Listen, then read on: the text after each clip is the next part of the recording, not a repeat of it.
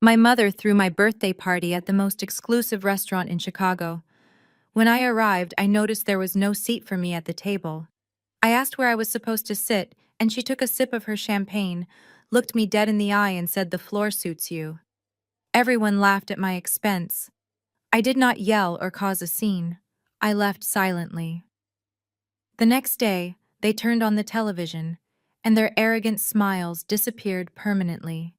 My name is Sienna, and I am 33 years old. Before I continue this story, let me know where you are watching from in the comments below. Hit like and subscribe if you have ever had to stand up to a toxic family member who severely underestimated your true worth. It was a crisp November evening in Chicago. The wind blowing off Lake Michigan was biting, but the interior of Le Ciel was a masterclass in manufactured warmth and aggressive wealth. Le Ciel was the kind of fine dining establishment where getting a reservation required either a Michelin star palette or a massive trust fund. My family unfortunately relied heavily on the latter. I handed my coat to the hostess and made my way toward the private VIP dining room my mother Catherine had booked. You would think a mother booking a luxury VIP room for her daughter's 33rd birthday would be a genuine gesture of love and celebration. But in my family it was merely an opportunity for a public performance. I walked down the dim, gold-lit corridor, feeling the familiar tight knot forming in my stomach. For years I had been the scapegoat, the designated black sheep who stubbornly refused to join Vanguard Estates, our family's supposedly prestigious real estate firm. I pushed open the heavy oak doors to the private room. Before anyone even noticed my arrival, the toxic dynamic of my family hit me like a solid physical wall. My mother, Catherine, was standing over this table, aggressively directing a terrified waiter on how to perfectly angle the ambient room lighting.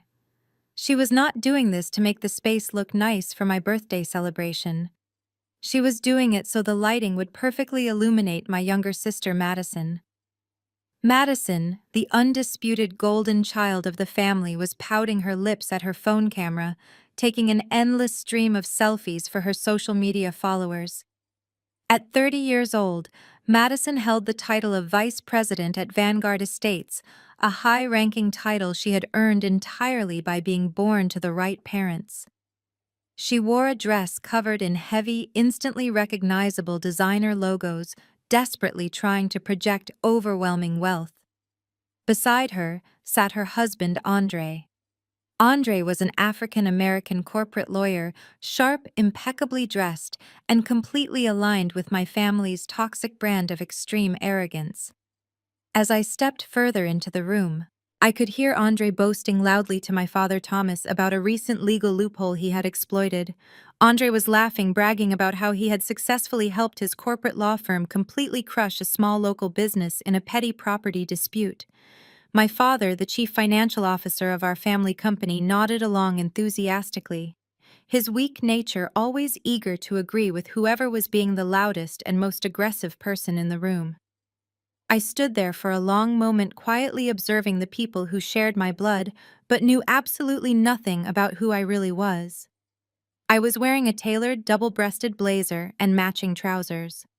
The fabric was Italian silk and wool, custom-made and incredibly expensive, but it completely lacked the flashy brand logos my family worshipped. To them, unbranded meant cheap and unsuccessful. To the people in my actual circle, it meant stealth wealth and true power. I cleared my throat to announce my presence to the room. The reaction was exactly what I had anticipated. My mother stopped harassing the waiter and turned to look at me. Her eyes immediately scanned my outfit from top to bottom, her expression rapidly souring into a theatrical grimace of extreme disappointment. "Sienna," she sighed loudly, her voice dripping with heavy condescension. "Could you really not make an effort for just one single night? It is your birthday dinner and you show up looking like a mid-level office manager running errands." Madison did not even look up from her glowing phone screen, but she immediately chimed in. "Honestly, it is so embarrassing to be seen with her." Andre chuckled, adjusting his luxury watch so the gold caught the light perfectly.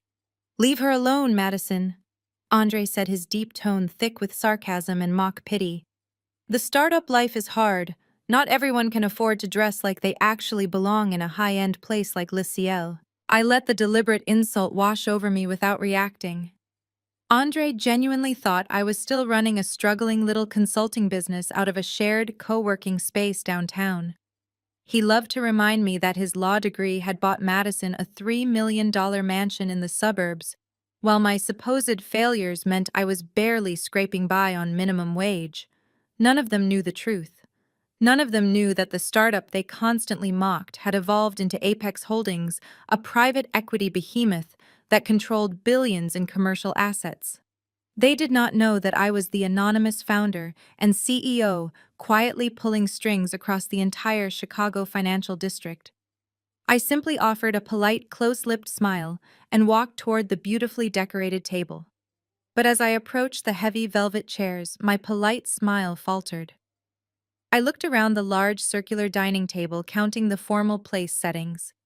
There were exactly 12 chairs, and every single one was occupied. There was no seat left for me at all.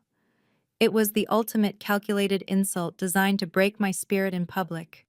I stood frozen for a fraction of a second, my eyes scanning the meticulously arranged dining table. 12 chairs were perfectly positioned around the massive mahogany wood, each adorned with a custom-printed name card written in elegant calligraphy. I recognized the names immediately. There was Beatrice, my mother's favorite country club gossip partner. There was Chloe, Madison's personal yoga instructor. There was Marcus, a senior partner at Andre's corporate law firm. Every single chair was occupied by someone from my mother's high society circle or my sister's carefully curated entourage. There was not a single friend of mine in the room. There was not a single empty seat for the woman whose birthday they were supposedly celebrating tonight. The sheer audacity of the setup was breathtaking. My mother had not simply forgotten to add a chair. At Le Ciel, every detail was orchestrated weeks in advance by dedicated event planners. She had specifically instructed the restaurant staff to set the room for exactly 12 people, knowing fully well I was the 13th arrival. She had orchestrated this entire evening to ensure I would be left standing awkwardly at my own birthday party, completely humiliated in front of Chicago's elite. I looked directly at my mother. She was watching me closely, her eyes sparkling with dark anticipation. She was waiting for me to crumble. She wanted the tears, the stuttering, the desperate plea for acceptance that I had given her so many times during my childhood. She wanted me to ask why I was being excluded so she could publicly put me in my place and assert her dominance. I refused to give her the satisfaction of a breakdown. Instead, I kept my voice perfectly level, stripping all emotion from my tone. "Mother," I said clearly, my voice cutting through the ambient noise of the private dining room. "I see 12 place settings. Where exactly am I supposed to sit?" The low hum of conversation around the table immediately ceased. The clinking of expensive silverware halted. All 12 guests turned their attention toward me, then looked toward my mother, sensing the impending drama. This was the exact moment Catherine had been waiting for all evening. My mother did not rush to answer. She picked up her crystal flute of vintage champagne with agonizing slowness. She took a delicate sip, swallowing, before she finally allowed her cold gaze to meet mine. A cruel, triumphant smile played on her lips. "You have always insisted on doing things your own mediocre way, Sienna," she said, her voice dripping with artificial sweetness that completely failed to mask her venom. "You refuse to join Vanguard Estates. You refuse to marry a man of proper standing. You chose this difficult, unrewarding path for yourself. So just sit on the floor, darling. The floor suits you perfectly." A heavy, suffocating silence fell over the room. I could see Beatrice averting her eyes, suddenly very interested in her linen napkin. A few other guests shifted uncomfortably in their expensive seats, completely shocked by the blatant cruelty of a mother telling her own daughter to sit on the ground like a stray animal. But that silence was abruptly broken by the sound of loud laughter. It started as a sharp giggle from Madison, who quickly covered her mouth in a feigned attempt to hide her amusement. But within seconds she dropped the act and laughed openly. Andre joined her immediately, his deep booming chuckle echoing off the restaurant walls. Their laughter was infectious to the worst kind of people, and soon a few of my mother's friends were chuckling along, validating my mother's monstrous behavior without a shred of guilt. Andre leaned back in his plush velvet chair, swirling the amber liquid in his whiskey glass. He looked at me with an expression of pure, unadulterated pity. Madison nodded enthusiastically, reaching over to squeeze Andre's arm with manicured fingers. Exactly, she chimed in, her eyes gleaming with malice. We all have to earn our seats at the table.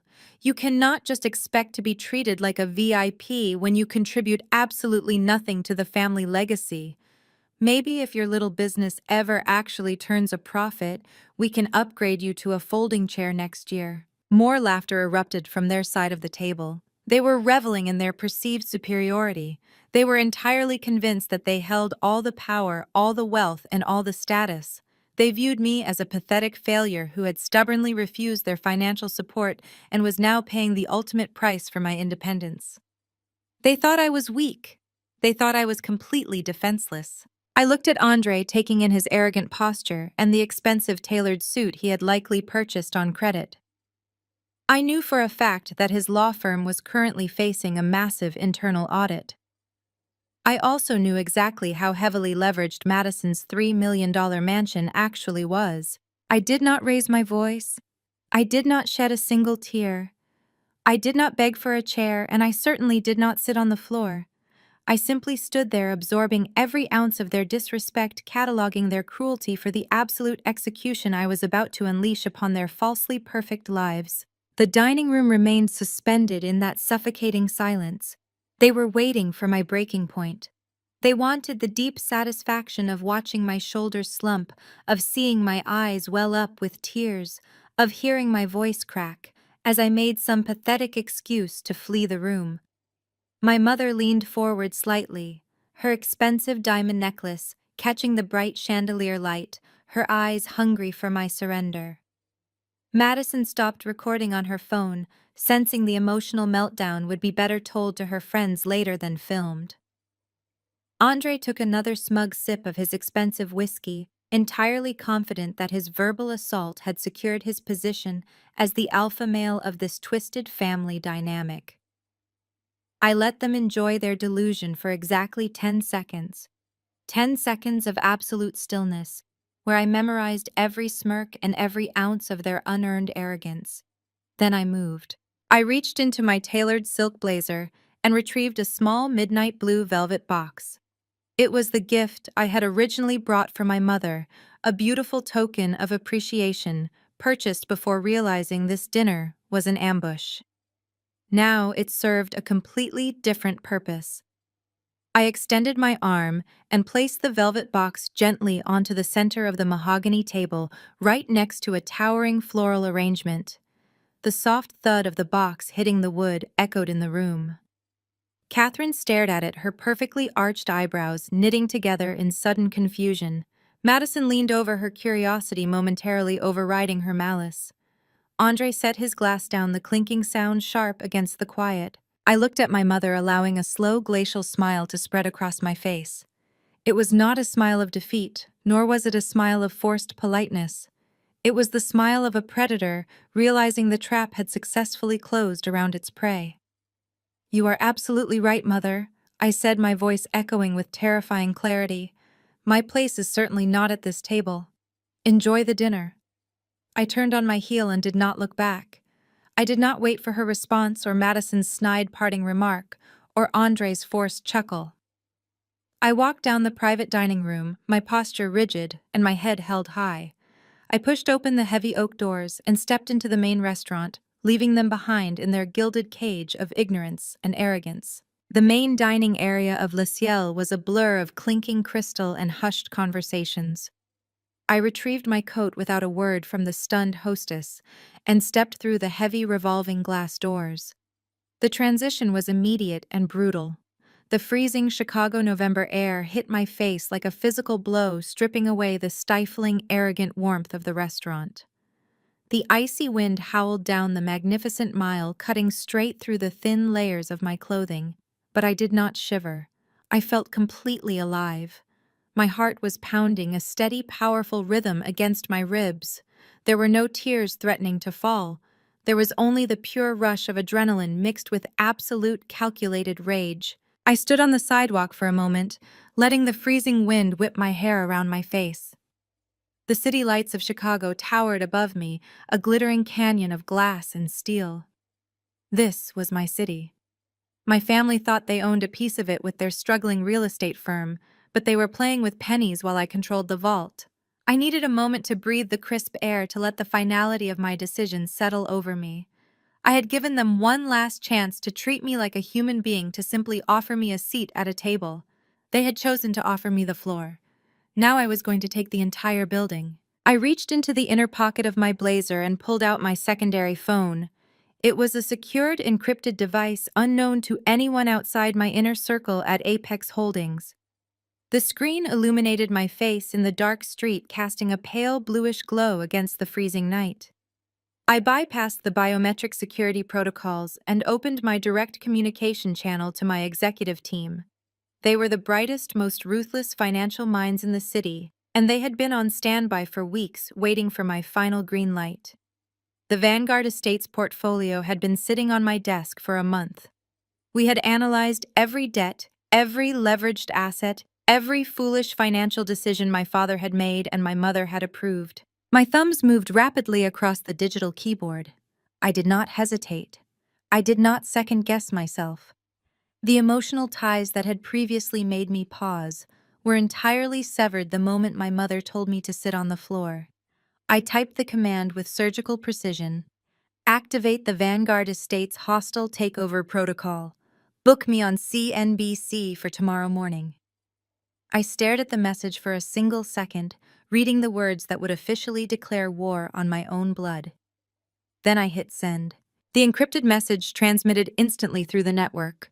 30 seconds later, delivery confirmations lit up my screen. The reply came immediately from my public relations head. Protocol engaged. CNBC.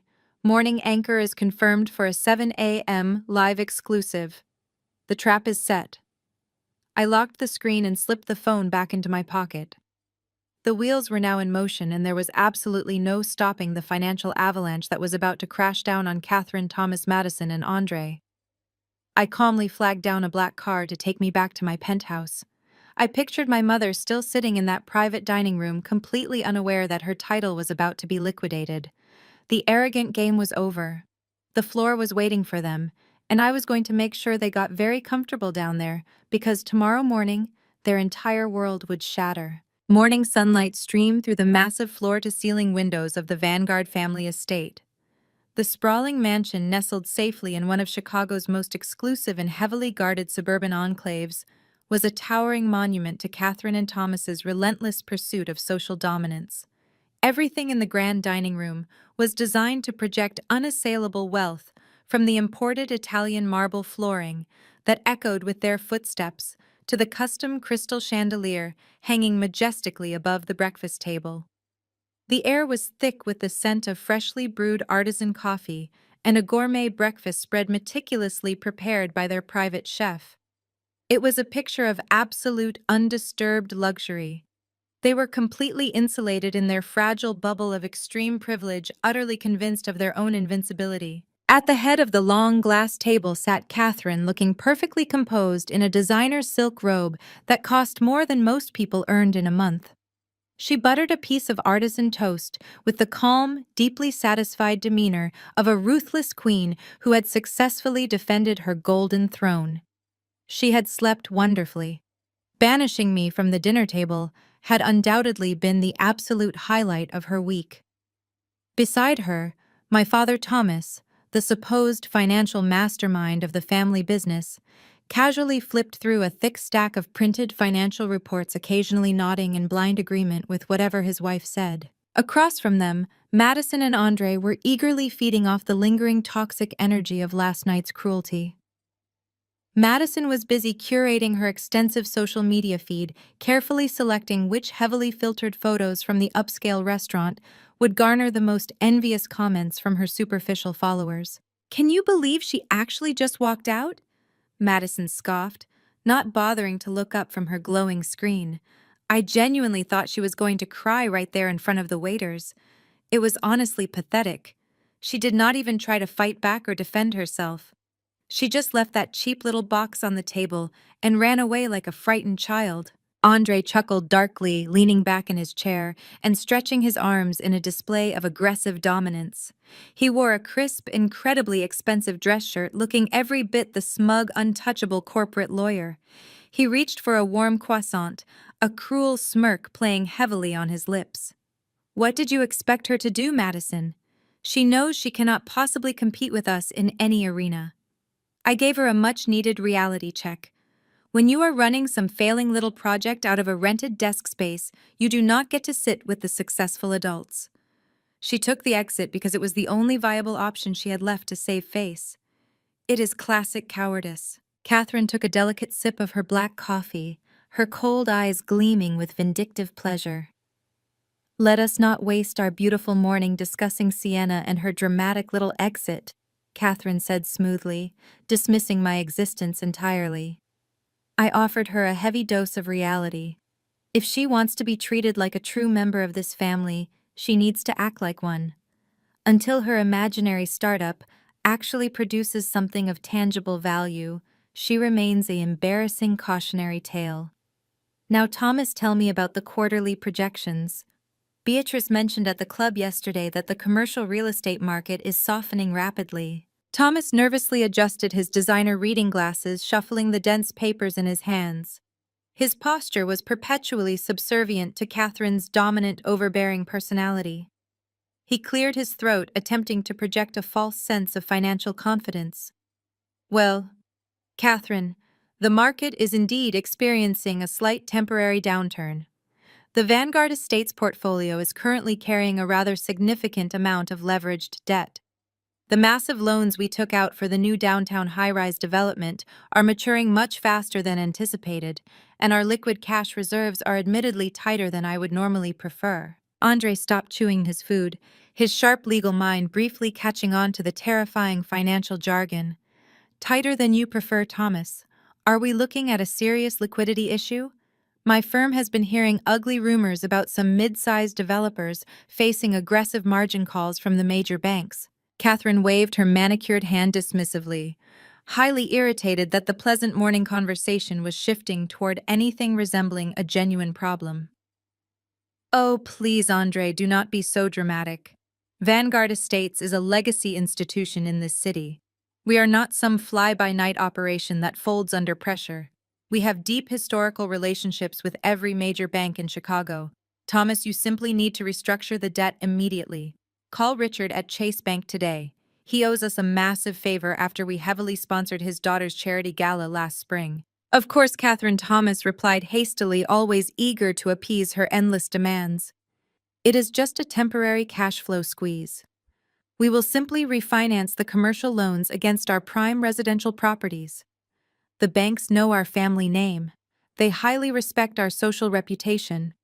A little debt is simply the standard cost of doing business at our elite level. We are perfectly fine. They were completely delusional. They sat in their multi-million-dollar mansion, casually discussing millions of dollars in highly toxic debt, as if it were a minor inconvenience that could be brushed away with a quick phone call to a country club friend. They foolishly believed their social status made them entirely bulletproof. They truly believed the Vanguard name was a magical shield that would forever protect them from the harsh, unforgiving realities of the ruthless financial markets. They had absolutely no idea that I had spent the entire night tirelessly analyzing every single one of those toxic loans, aggressively buying up their massive debt through anonymous proxy companies, and strategically positioning Apex Holdings to swallow their precious legacy whole. Andre grabbed the remote to turn on CNBC. Their shielded reality was ending now. Andre pointed the silver remote at the massive flat screen mounted into the marble wall of the kitchen. The screen flickered to life, immediately displaying the familiar ticker tape of stock prices scrolling across the bottom of the CNBC morning broadcast. The volume was set low enough to not disturb their lavish breakfast, but high enough for Andre to catch the opening bell highlights. Catherine took another delicate sip of her coffee, completely unbothered by the financial news, while Madison tapped away on her phone, likely posting another filtered image of her avocado toast. Thomas was still shuffling his papers, willfully ignorant of the storm gathering directly over their heads. On the television, the lead anchor, a sharp-looking man with silver hair and a serious demeanor, shuffled his notes and looked directly into the camera. He interrupted the regular market analysis with a breaking news alert graphic flashing in bright red across the screen. "We have a massive, unexpected development breaking this morning in the Chicago commercial real estate sector," the anchor announced, his voice carrying the weight of a major financial earthquake. "A highly aggressive overnight hostile takeover has just been successfully executed. Apex Holdings, the notoriously secretive private equity behemoth that has been quietly dominating the Midwest market for the past 5 years, has officially acquired a controlling stake in Vanguard Estates." The name of their family empire, echoing from the television speakers, caused an instantaneous chilling freeze in the dining room. Thomas dropped his stack of financial reports, the thick papers scattered across the imported Italian floor like dead leaves. Catherine stopped mid-sip, her porcelain cup hovering inches from her face, her meticulously applied makeup suddenly unable to hide the rapid draining of color from her cheeks. Madison slowly lowered her phone, her brow furrowing in deep, uncomprehending confusion. Andre sat bolt upright, his lawyer instincts instantly kicking into overdrive as he stared intently at the screen. "What did he just say?" Andre demanded, his voice tight with sudden, unadulterated panic. "Thomas, what exactly is he talking about?" Thomas was frantically patting his pockets, searching for his phone, his hands shaking violently. "I do not know." Thomas stammered, his breathing becoming shallow and erratic. "That is impossible. We are a private legacy company. No one can just acquire a controlling stake without the board knowing." On the screen, the anchor continued his ruthless delivery of their financial ruin. Vanguard Estates, a legacy firm long considered a staple of Chicago high society, has apparently been carrying an unsustainable mountain of highly leveraged toxic debt for years. Sources indicate that Apex Holdings spent the last several weeks aggressively purchasing Vanguard's distressed commercial loans from multiple major banks, effectively cornering the family-run business and executing a flawless, predatory acquisition before the market even opened today. The anchor paused, leaning forward slightly. But the real story this morning is not just the acquisition itself. It is the identity of the buyer. For years, the founder and CEO of Apex Holdings has remained completely anonymous, steering clear of the media and operating entirely in the shadows of the financial district, the anchor explained. Today, that changes. Following the successful acquisition of Vanguard Estates, the brilliant architect behind this multi-billion-dollar private equity firm has agreed to an exclusive live-in-studio interview. Catherine was gripping the edge of the glass dining table so hard her knuckles turned stark white. Her breath hitched in her throat. She stared at the screen, her mind desperately trying to process how her entire life's work had been ripped away overnight by an unknown entity. Her heart pounded violently against her ribs as a sense of impending doom settled over the room. The absolute certainty of her privileged world was collapsing before her eyes. The camera angle shifted from the anchor desk to the guest seating area. The bright studio lights illuminated the sleek, modern chairs. And sitting there looking more powerful, calm, and effortlessly wealthy than anyone in my family had ever managed to project, was me. I was wearing the exact same unbranded silk and wool blazer they had so viciously mocked just 12 hours prior. My hair was perfectly styled, my posture was impeccable, and my eyes stared straight into the camera lens with predatory confidence. The lower third graphic flashed across the bottom of the screen. Sienna founder and CEO Apex Holdings, net worth undisclosed. The sound of shattering porcelain pierced the heavy silence of the dining room. Catherine's fingers had gone completely numb, and her expensive coffee mug slipped from her grasp, smashing into a dozen jagged pieces against the marble floor. Dark, hot coffee splattered across her designer silk robe, but she did not even flinch. She simply sat there, paralyzed, her mouth agape in a silent scream of terror. Madison let out a gasp, her phone clattering onto the glass table as she stared at my face broadcasted to millions. Andre sprang up from his chair, his eyes wide with a mixture of fear and awe. He backed away from the table, his hands gripping his hair, as his legal mind finally connected the devastating dots. The anonymous billionaire holding the strings of the city was the same woman he had confidently told to sit on the floor. Thomas began to hyperventilate, clutching his chest, as he realized that the daughter they had collectively branded a failure had just legally purchased everything he had ever built. The arrogant bubble they had lived in for decades was now officially popped. Their unearned pride evaporated into thin air as they stared at the screen in total disbelief. Madison started shaking, realizing her luxury lifestyle was funded by the company I now possessed. Andre swallowed hard, a cold sweat breaking out on his forehead. On the screen, I offered the anchor a warm, professional smile. "Good morning," I said smoothly, my voice echoing through the kitchen of the family that discarded me. "It is a wonderful day in Chicago." The anchor leaned in, sensing the absolute gravity of the moment. His silver pen hovered over his notes. He was a veteran of financial journalism, used to interviewing billionaires who spoke in carefully constructed, evasive corporate jargon. He was completely unprepared for the lethal, unvarnished truth I was about to deliver on live television. "Sienna," the anchor began, his tone respectful but pressing.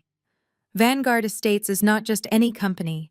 It is a legacy firm heavily associated with the prominent Chicago social scene. More importantly, it is a family-run business. The current executive board consists entirely of your immediate family.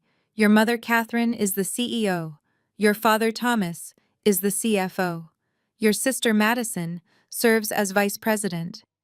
Now that Apex Holdings has executed this aggressive takeover and secured a controlling stake, the entire financial sector is asking one very specific question. What is your first move regarding the current leadership team?"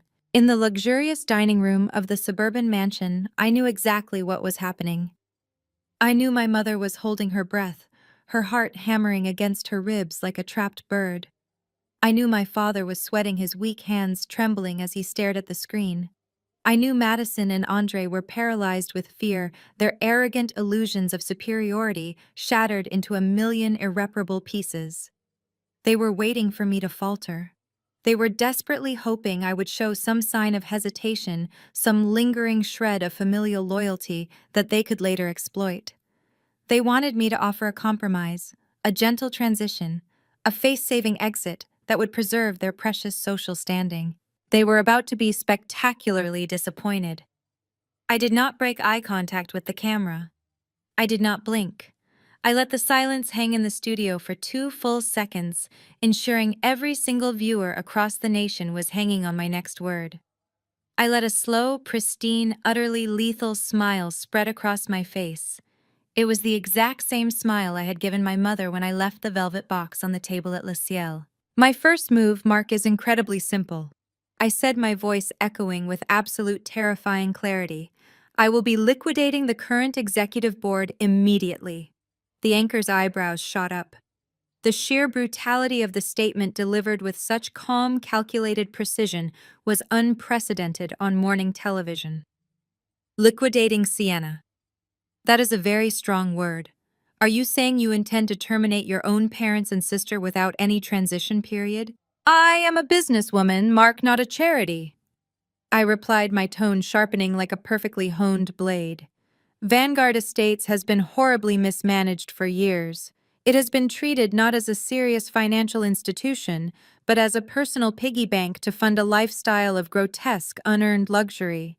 The current board has accumulated an unsustainable mountain of toxic debt, prioritizing country club memberships and vanity real estate projects over fiscal responsibility. They have actively driven a legacy company to the absolute brink of bankruptcy." I paused, leaning forward slightly, my eyes boring directly through the camera lens, projecting my voice straight into the heart of my mother's extravagant kitchen. "I did not acquire Vanguard Estates to preserve a failing family dynasty." I declared, my words hitting like hammer blows. "I acquired it because beneath the suffocating layers of incompetence and arrogance, there are valuable core assets that my team at Apex Holdings can restructure and make highly profitable." But that restructuring cannot happen as long as the current leadership remains anywhere near the building. So yes, effective immediately, Catherine Thomas and Madison are terminated from all positions within the company. Their access badges have already been deactivated. Their corporate accounts have been permanently frozen. The anchor seemed momentarily stunned, struggling to maintain his professional detachment in the face of such a ruthless public family execution. And what about their severance, Sienna? Surely, given their long tenure and family connection, there will be some form of compensation or dignified exit package. My smile widened, transforming into something incredibly dangerous. I had been waiting 24 hours to deliver this exact sentence. I had rehearsed it in my mind while staring out at the freezing Chicago night. Now I was broadcasting it to the entire world. There will be absolutely no severance packages, I stated flatly. They have already extracted far more wealth from that company than they ever actually earned. As for a dignified exit, I believe I have provided them with the exact level of dignity they deserve. They can go to the office, pack their personal belongings into cardboard boxes, and they can sit on the floor while they do it.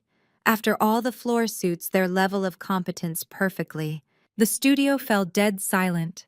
Even the camera operators seemed to freeze. It was a mic drop moment of epic proportions, a brutal public dismantling of my family's entire fake reality.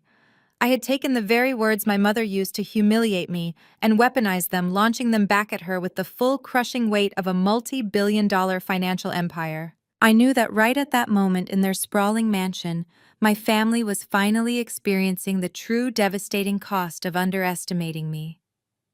The broadcast cut to commercial, but the execution was already complete.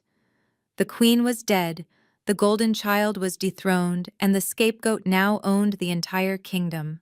The silence in the dining room stretched thick and suffocating long after the broadcast cut to commercial.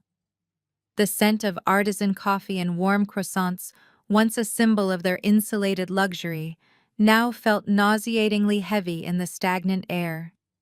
No one moved. No one spoke. They were trapped in the immediate aftermath of a financial bomb going off in their living room. Then the shrill ring of a cell phone shattered the quiet. Thomas jolted, nearly knocking over his chair as he fumbled for his phone, which had landed on the floor amidst the scattered financial reports. He grabbed it with trembling hands, his face paling even further as he read the caller ID. It was his lead accountant at Vanguard Estates. Thomas swiped to answer, pressing the phone to his ear, his voice barely a whisper. "Yes, what is it?" The voice on the other end was frantic, loud enough for the entire table to hear the rising panic. "Mr. Thomas, sir, it's the banks. All of them. The corporate accounts have been frozen. Every single line of credit, every operational fund, everything. We can't even process payroll." Thomas collapsed back into his chair, the phone slipping slightly from his grasp.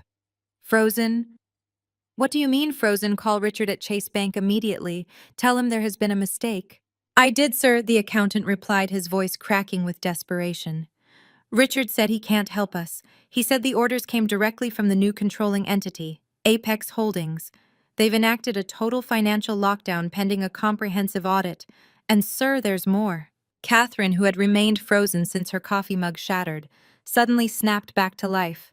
Her survival instincts, honed by years of cutthroat social climbing, overrode her shock. She snatched the phone from Thomas's weak grip, her eyes blazing with desperate fury. "What else? Speak clearly, man." "It's the access badges, ma'am," the accountant stammered, clearly intimidated by Catherine's sharp tone.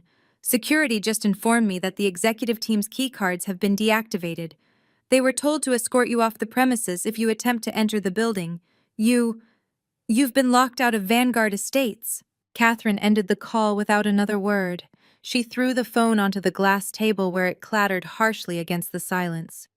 Her chest heaved, her perfectly manicured nails digging into the edge of the table. The reality of my broadcast was manifesting with terrifying speed.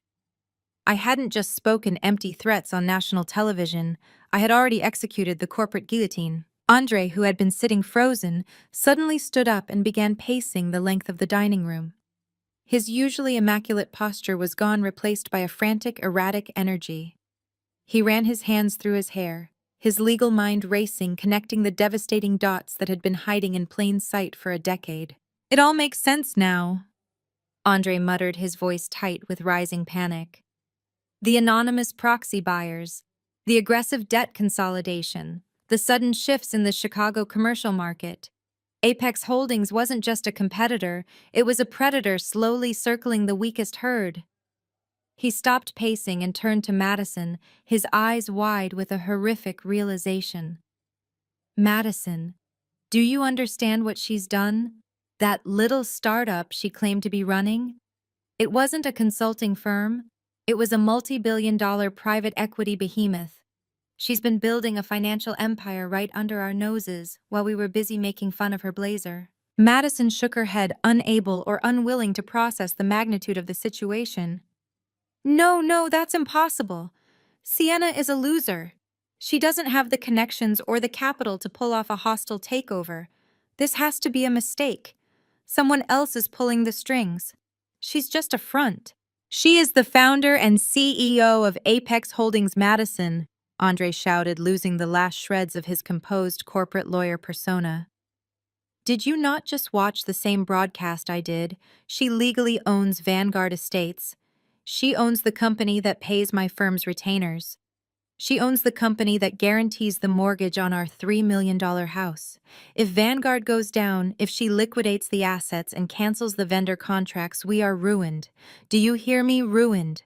The word hung in the air, a terrifying specter that none of them had ever truly faced. Ruined. It meant losing the mansion, the cars, the country club memberships, the entire facade of their superior existence. It meant becoming everything they had always despised. Catherine slammed her hand onto the table, the sharp crack silencing Andre's panic.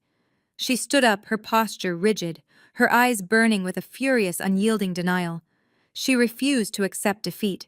She refused to believe that the daughter she had deemed worthless had outsmarted and overpowered her. Enough! Catherine commanded, her voice cutting through the rising hysteria. I will not stand here and listen to this pathetic whining. We are the Vanguard family. We built this city. I will not allow some ungrateful, spiteful child to steal my legacy through cowardly backdoor financial manipulation. She turned to Thomas, who was staring blankly at the shattered coffee mug on the floor. Thomas, get up. Call the legal team. Tell them to draft an emergency injunction to halt any further action by Apex Holdings. We will tie her up in court until she begs for mercy. Catherine, I don't think you understand, Thomas whispered, his voice trembling. The banks have already frozen our accounts. We don't have the liquid capital to pay the retainer for a legal team capable of fighting a multi-billion-dollar private equity firm. We are locked out. Catherine's eyes narrowed, a dangerous, desperate glint replacing her earlier shock. Then we will handle this directly. She thinks she can hide behind a television screen and an army of corporate lawyers. She thinks she can humiliate me in front of the entire nation and simply walk away. She grabbed her designer handbag from the chair next to her, her movements jerky and aggressive. Madison, get your coat. Andre, get the car. We are going to her address right now. I don't care if she's hiding in some cheap rented office space or a luxury condo. We are going to find her, and we are going to put her in her place. She is going to learn exactly what happens when you cross this family. The drive from the sprawling suburban estate to downtown Chicago was a masterclass in suffocating tension. Catherine sat perfectly rigid in the passenger seat of Andre's aggressively leased Mercedes, her knuckles white as she gripped her designer handbag. She stared straight ahead at the highway, refusing to acknowledge the profound humiliation that had just been broadcast to the entire nation. Thomas sat in the back, silently sweating his mind, desperately calculating exactly how many days they had before their creditors started seizing physical assets. Madison was frantically deleting comments on her social media, her influencer facade crumbling in real time as the news of the Vanguard takeover spread like wildfire through her superficial circle. Andre drove with a reckless, frantic energy, his knuckles tight on the steering wheel. He was desperately trying to convince himself that he could use his corporate law degree to intimidate me into backing down.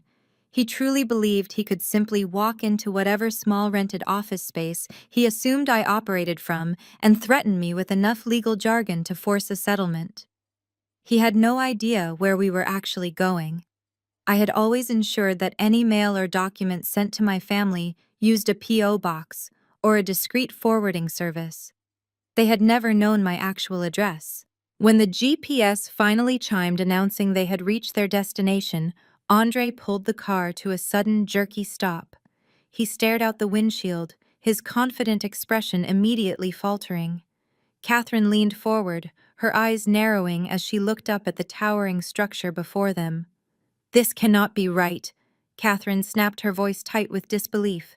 "The GPS must have malfunctioned. She would not be located here." They were parked in front of the Azure, one of the most exclusive ultra-luxury residential and commercial high-rises in the heart of Chicago's Gold Coast. The building was a masterpiece of modern architecture, a gleaming spire of glass and steel that offered unparalleled panoramic views of Lake Michigan.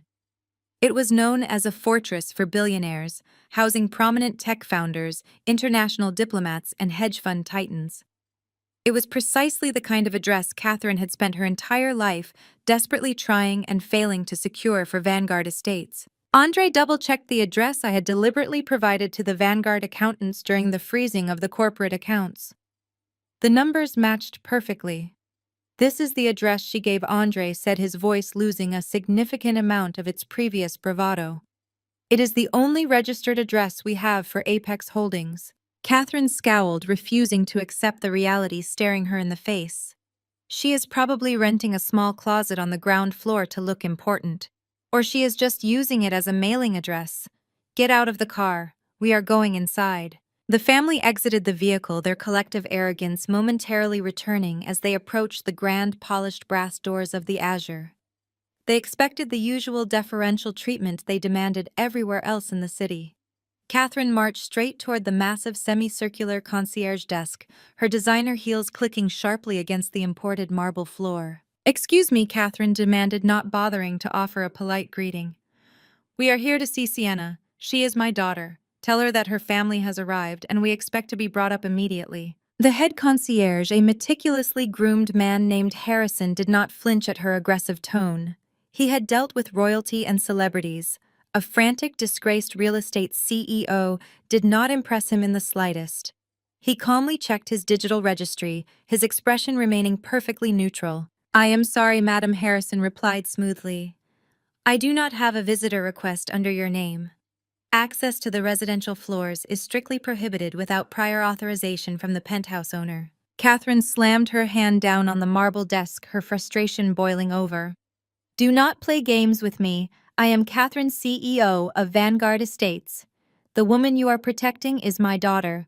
She works here. You will grant us access right now, or I will ensure your management company hears about your gross incompetence." Harrison did not even blink. He slowly looked up from his screen, his gaze cool and detached. "Madam, as of this morning, Vanguard Estates is a subsidiary of Apex Holdings, and the owner of the penthouse, who is also the CEO of Apex Holdings, has placed a strict security hold on her residence. You are not on the approved guest list.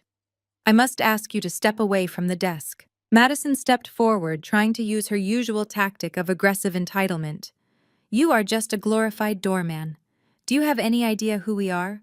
We are not leaving until we see her." Andre, attempting to assert his legal authority, puffed out his chest and leaned over the desk. "Listen to me very carefully.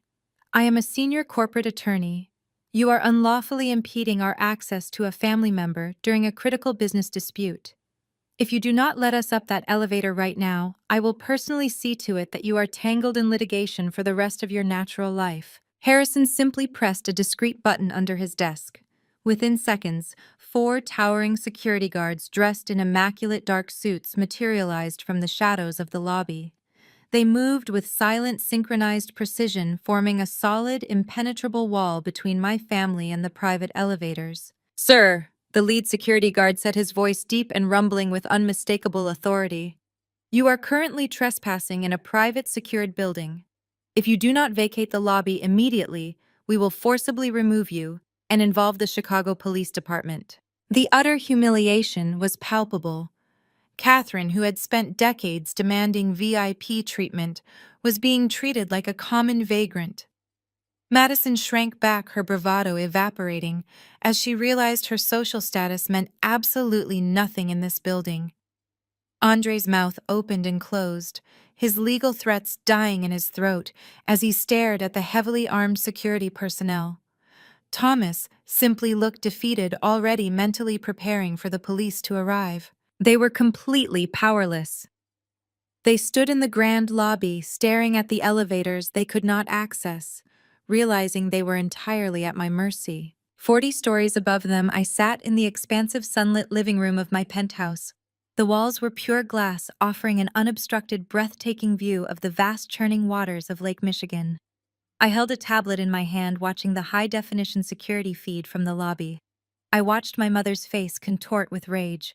I watched Andre's pathetic attempt at intimidation fail spectacularly. I watched them realize that the daughter they had told to sit on the floor now lived in the sky. I let them suffer the humiliation for 3 full minutes. I let the reality of their complete lack of control sink deep into their bones. Then I tapped a button on my tablet, opening a direct audio channel to Harrison at the concierge desk. "Harrison," I said, my voice projecting clearly into his earpiece. "You may send them up.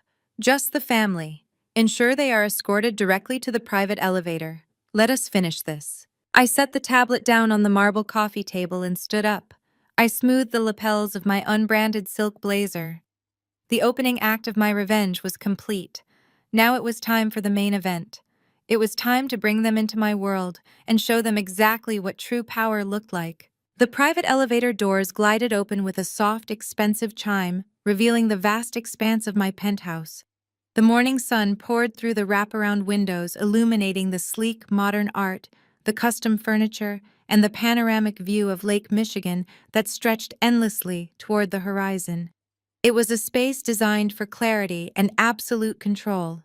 I stood behind my massive white marble kitchen island waiting for them. Catherine stepped off the elevator first, her designer heels clicking against the polished hardwood.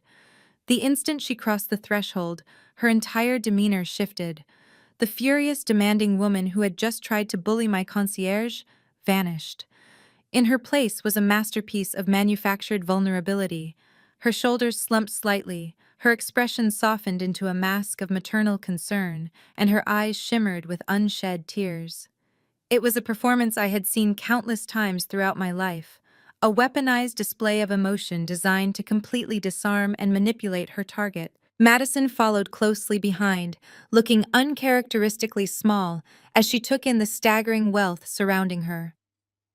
Andre stepped out last, his eyes darting around the room, assessing the value of every single object, with the desperate calculation of a man realizing he was severely outmatched. Thomas hovered in the background, a silent, sweating shadow. "Sienna, darling." Catherine breathed, her voice trembling with perfect, agonizing precision. She took a tentative step forward, her hands clasped together against her chest. "I am so relieved we found you. We have been simply out of our minds with worry since you left the restaurant last night." I did not move. I rested my hands flat against the cold marble of the island, my face a mask of absolute indifference. I let her continue her desperate performance. "What happened on the broadcast this morning?" Catherine continued, a solitary tear finally spilling over her lashes, tracing a careful path down her cheek. "It was shocking, Sienna. Just shocking. But I know you, sweetheart. I know my own daughter. You are upset, and you have every right to be. I admit my behavior at the restaurant was harsh. It was inexcusable. But you must understand it came from a place of deep, profound love." Madison let out a small, involuntary scoff, but a sharp look from Andre silenced her instantly. They needed Catherine's manipulation to work. It was their only remaining strategy. "It was tough love, Sienna," Catherine pleaded, taking another step closer, her voice thick with fake emotion. "Your father and I have always known you had this incredible, untapped potential. We knew you were capable of greatness. But you were always so stubborn, so determined to struggle on your own. I pushed you last night because I wanted to ignite that fire within you. I wanted you to finally stand up and claim your power. And look at what you have accomplished. I am so incredibly proud of you, my brilliant girl." The sheer audacity of her gaslighting was breathtaking.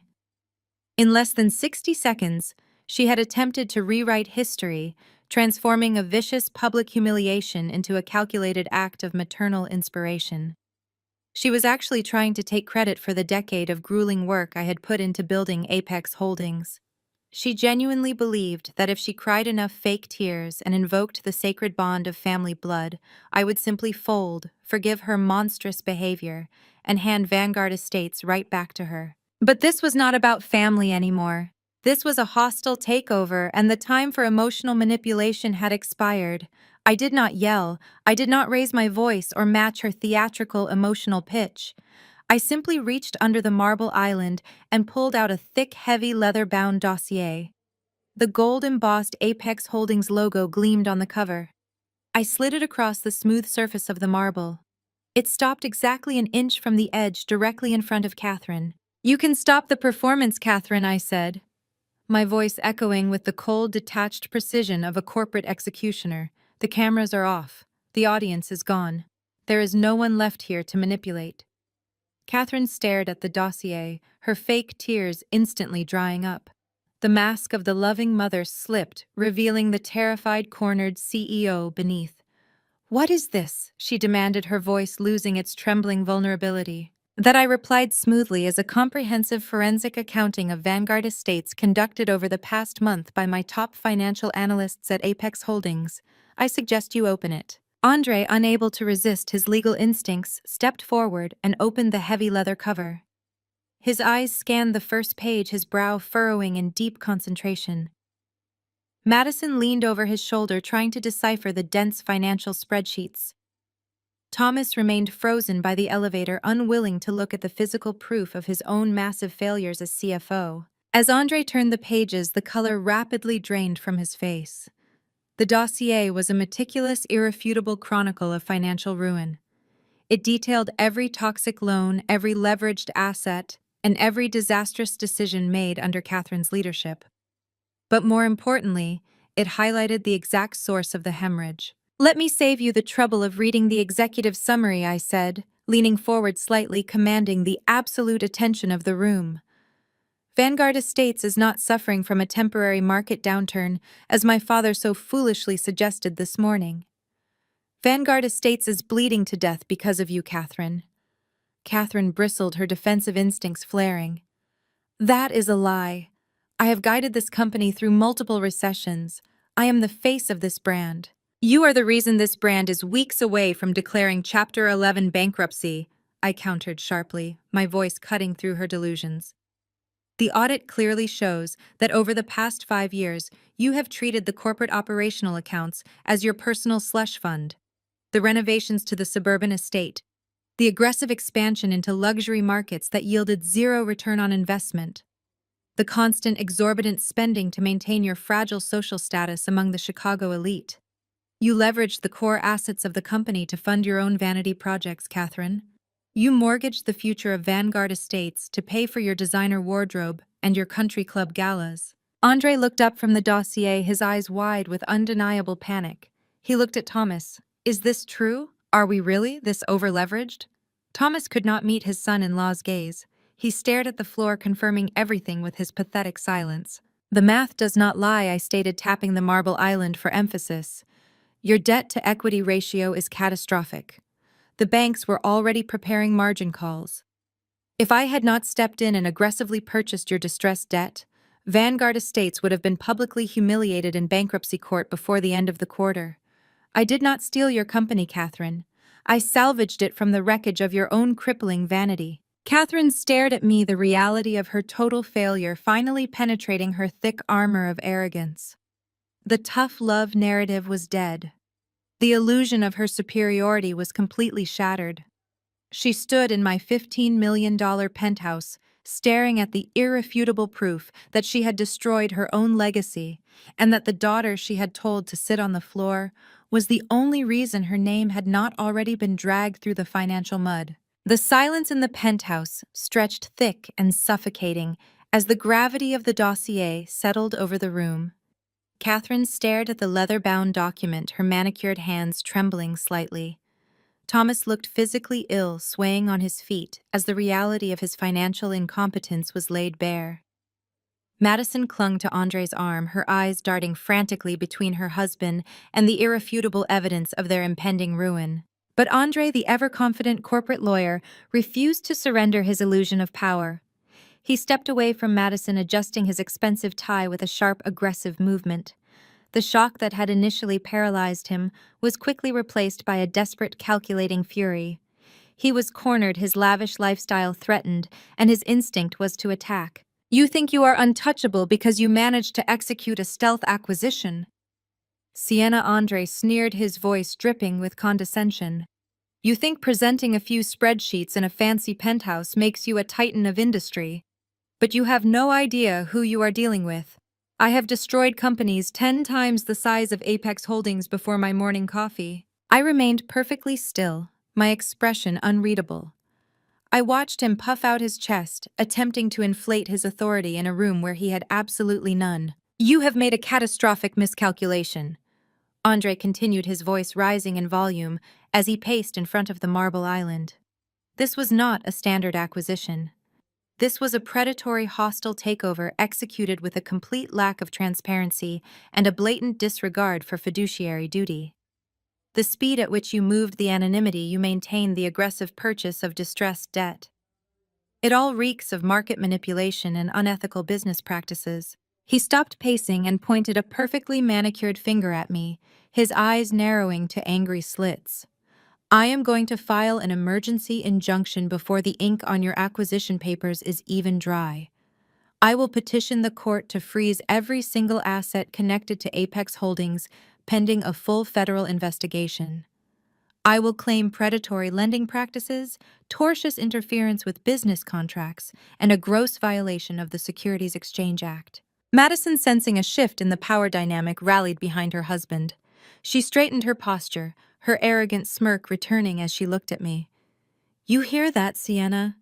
You thought you were so smart, but you just handed Andre the perfect case to destroy you. You are going to lose everything." Andre did not even acknowledge Madison's support. He was entirely focused on tearing me down, on proving that his Ivy League education and corporate pedigree made him infinitely superior to the woman he had told to sit on the floor. "And that is just the corporate side of the litigation," Andre added, his voice dropping to a menacingly low register. "We are also going to file a massive civil suit against you personally. Intentional infliction of emotional distress, defamation of character, harassment. We will argue that your entire acquisition strategy was driven not by legitimate business interests, but by a sick, vindictive vendetta against your own family. We will paint you as a bitter, unstable woman who used her ill-gotten wealth to orchestrate a public execution of her own parents." He leaned forward, resting his hands on the marble island, his face inches from the dossier. "The media will eat it up, Sienna. The brilliant anonymous billionaire exposed as a petty, vindictive sociopath. Your investors will flee. Your board will turn on you. I will personally drag you through depositions and discovery for the next decade. I will tie you up in so much litigation that you will be begging for a settlement just to cover your legal fees. I will bleed you and your little company completely dry." The performance was masterful. He threw every intimidating legal term he could think of, attempting to build a fortress of jargon and threats around his fragile ego. He genuinely believed that if he sounded aggressive enough, if he projected enough certainty, I would cower in fear and hand Vanguard Estates back to his family just to avoid the hassle. He expected me to argue. He expected me to defend my acquisition strategy, to counter his legal threats with my own, to engage in a messy emotional screaming match that would validate his narrative of the bitter, unstable daughter. I did not give him the satisfaction. I let his threats echo in the vast open space of the penthouse. I let him bask in his imagined victory for exactly 5 seconds. I looked at the smug satisfaction radiating from his face, and I felt absolutely nothing but cold, clinical anticipation. He had presented his opening argument. Now it was time for the verdict. I did not blink. I did not shift my weight or offer a single syllable of defense against his barrage of legal intimidation. I simply reached across the cool marble surface of the kitchen island and picked up my slim silver tablet. The entire room held its breath, completely unnerved by my absolute lack of reaction. Andre's arrogant smirk began to falter just slightly at the corners of his mouth as the heavy silence stretched far beyond the point of comfort. He had expected fire and brimstone. He had anticipated a desperate emotional defense that he could pick apart with his sharp lawyer logic. Instead, he was facing a glacier. I tapped a single icon on the glass screen. A soft, mechanical whirring sound resonated from the ceiling above the expansive living area. A massive high-definition projector screen descended smoothly from a concealed slot, rolling down to cover the panoramic view of Lake Michigan. The sudden blockage of natural sunlight cast a sharp cinematic shadow over the penthouse, instantly transforming the luxurious residential space into a sterile, high-stakes corporate boardroom. The sophisticated projector flickered to life, casting a bright, crisp rectangle of glaring light across the room. Every eye in the room darted toward the screen. Catherine, Thomas, Madison, and Andre all turned simultaneously, expecting to see more internal Vanguard data, or perhaps a complex diagram of Apex Holdings' corporate structuring. What illuminated the screen, however, had absolutely nothing to do with standard corporate acquisitions or real estate market trends. It was a highly detailed, meticulously organized spreadsheet displaying international wire transfers, hidden routing numbers, and offshore corporate entity registrations. The distinctive logos of discrete banking institutions located in the Cayman Islands and the Bahamas were prominently displayed at the very top of the financial documents. Andre took a staggering step back, the blood completely draining from his face. His perfectly tanned complexion turned a sickly ashen gray in a matter of seconds.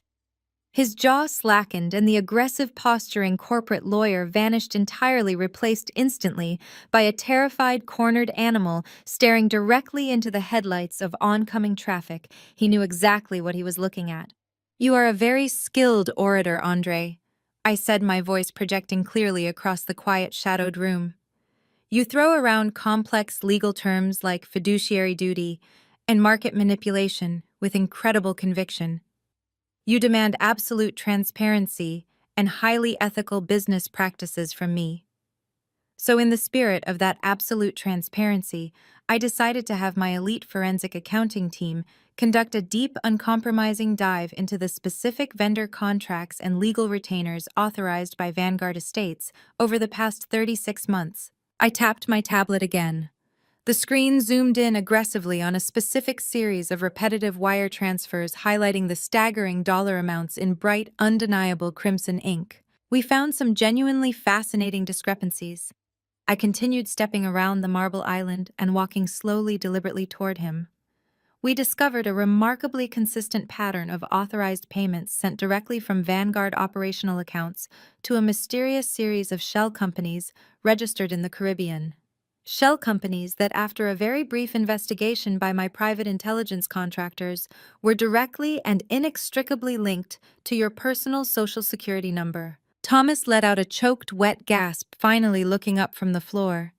He stared at the giant screen, his eyes widening in horror as his sluggish mind processed the familiar routing numbers he had personally signed off on month after month, completely unaware of their true destination. Over the past 2 years, I stated, my voice echoing like a judge reading a final death sentence. You have systematically embezzled $2 million from Vanguard Estates. You drained my family's struggling company to feed a severe, spiraling underground gambling addiction. You used fake legal retainers and phantom consulting fees to cover your massive, humiliating losses at illegal high-stakes poker games across the Midwest. Andre opened his mouth to speak, to deny it, to spin some miraculous, complicated legal lie that would save his skin, but his voice completely failed him. He was suffocating under the crushing weight of his own criminal exposure. Madison stared at the glowing screen, her eyes darting frantically between the offshore account balances and the terrifyingly large gambling debts listed right beside them. Her expensive designer handbag slipped from her shoulder, hitting the hardwood floor with a dull, heavy thud. The pristine, flawless narrative of her perfect marriage was disintegrating right before her eyes. The $3 million mansion, the luxury cars, the endless obnoxious bragging about her husband's elite corporate success on social media. It was all a complete illusion, built entirely on a foundation of theft and degenerate addiction. I walked over to the marble coffee table and picked up a sleek black folder. I pulled out two separate thick stacks of paper and dropped them onto the glass surface right in front of Andre. "There are two distinct documents on this table, Andre," I said, pointing to the crisp white papers. "The first is a full, unconditional resignation from your prestigious corporate law firm, explicitly acknowledging your gross ethical violations. The second is a set of fully drafted divorce papers, irrevocably severing your marriage to my sister and completely waiving any future claim to spousal support or Vanguard assets." I pulled my secondary phone from my blazer pocket, holding it up high so he could clearly see the screen. "I have an encrypted digital file containing every single piece of evidence currently displayed on that projector.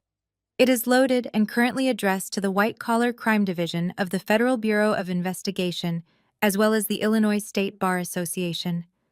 I tapped the timer application on my screen, setting it for exactly 1 minute. I pressed start. "You have exactly 60 seconds, Andre," I said, my tone absolute cold and entirely unyielding. "Sign the resignation and the divorce papers today right now, or this highly damaging file goes directly to the FBI. You will be completely disbarred by tomorrow morning, and you will be facing severe federal prison time for wire fraud and major embezzlement before the end of the week." The digital timer ticked down silently on my phone screen, a terrifying countdown to his total personal and professional destruction.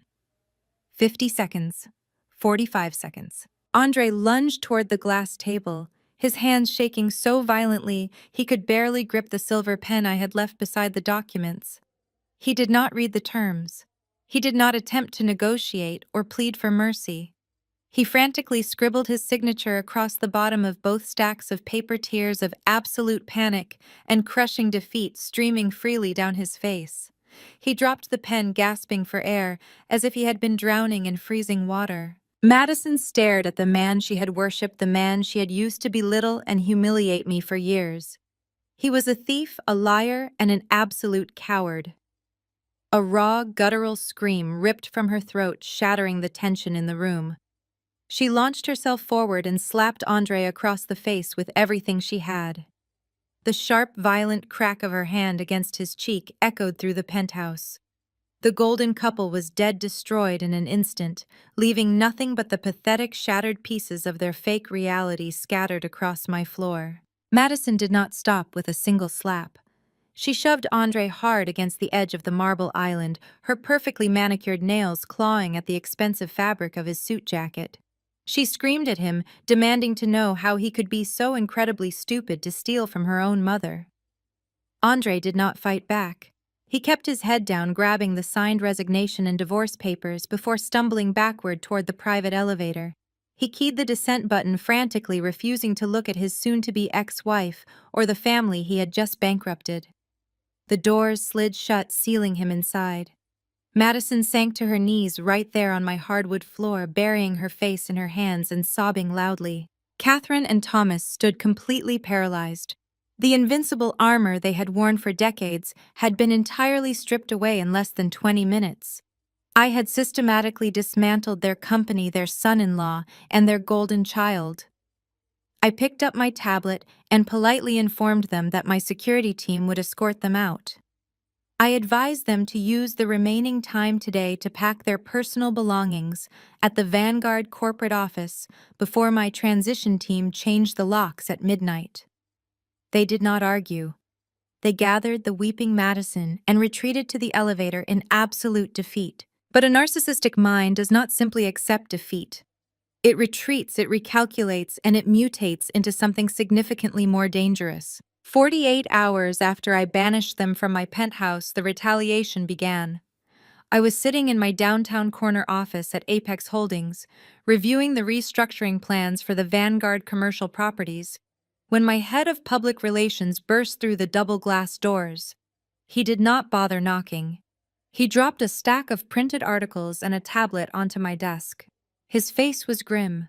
I picked up the tablet. The headline from a prominent Chicago financial gossip blog screamed in bold red letters. The Anonymous Billionaire, Unmasked. Apex Holdings CEO suffers severe mental breakdown in hostile family takeover. I swiped to the next article from a major local tabloid, a family torn apart. Loving parents desperately seek help for erratic billionaire daughter. Catherine had gone to the press. Stripped of her company and her unearned wealth, she had resorted to the dirtiest, most vicious tactic available to a desperate narcissist.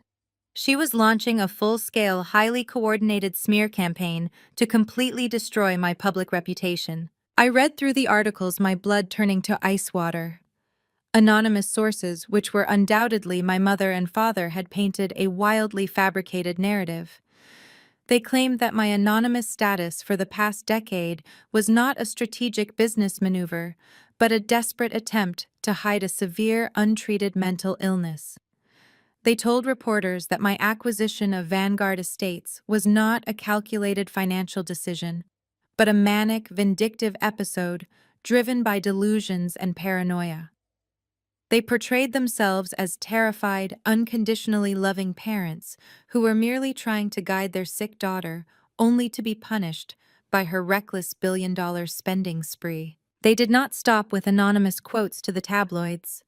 Catherine knew that to truly threaten my control over Apex Holdings, she needed legal leverage. She needed to legally convince the state of Illinois that I was entirely incapable of managing my own life and my vast financial empire. My public relations director handed me a heavy legal envelope that had just been served to our corporate reception desk. It was an emergency petition filed in the Cook County Probate Court. Catherine and Thomas were officially seeking a conservatorship over me. They were petitioning a judge to grant them immediate legal control over my personal autonomy, my medical decisions, and my entire financial portfolio. I opened the thick legal filing. Attached to the petition as Exhibit A were my private medical records from college. 12 years ago, when their relentless emotional abuse and impossible expectations had finally broken me, I had sought treatment at the University Health Clinic for severe depression and anxiety. I had been prescribed medication. I had attended intensive therapy. It was the darkest, most vulnerable period of my entire life, a direct result of their toxic parenting. Now Catherine had illegally unearthed those sensitive medical records and weaponized them. Her lawyers had twisted my past trauma into a fictitious present reality. The legal petition argued that my decision to cut off all contact with my family a decade ago was not a healthy boundary set by an abused child, but the beginning of a prolonged, dangerous psychotic break. They claimed my intense focus on building Apex Holdings was a symptom of dangerous financial hoarding and manic grandiosity. They were utilizing the exact same legal framework that had famously trapped pop stars and vulnerable heirs. They were playing the role of the weeping, desperate parents whose only wish was to save their sick daughter from destroying herself. Their goal was brutally clear.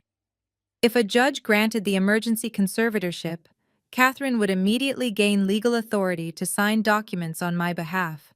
She would instantly reverse the Vanguard Estates acquisition, drain the liquid assets of Apex Holdings to pay off her own massive debts, and lock me away in some luxury psychiatric facility where I could never threaten her social standing again. It was a breathtakingly evil strategy. They were attempting to steal my massive company by legally erasing my basic human rights. They thought that by exposing my deepest, most painful past vulnerabilities to the entire world, I would crumble under the intense public humiliation and surrender my empire just to make the media circus stop. They genuinely believed that the scared, depressed college student they had discarded 12 years ago was still hiding somewhere inside me. They were about to find out how incredibly wrong they were. I was going to completely destroy this petition and leave them with absolutely nothing to their names. I walked out of my private office and strode directly down the hall toward the main glass-walled boardroom of Apex Holdings. I did not run. I did not rush. I moved with the measured, predatory grace of a CEO who was entirely in control of her environment.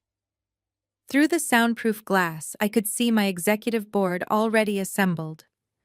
These were 12 of the most ruthless, battle-tested financial minds in the Midwest.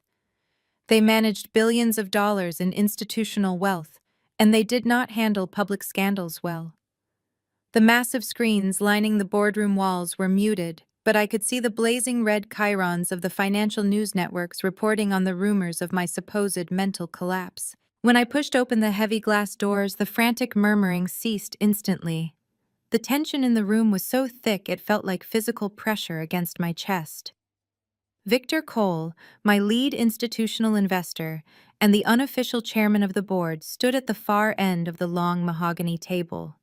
He looked grim. He gestured to a printed copy of the emergency conservatorship petition resting on the polished wood. "Sienna, we have a massive problem," Victor stated, completely skipping any polite formalities. "Investor confidence is plummeting. Institutional backers are calling my phone every 5 minutes demanding answers.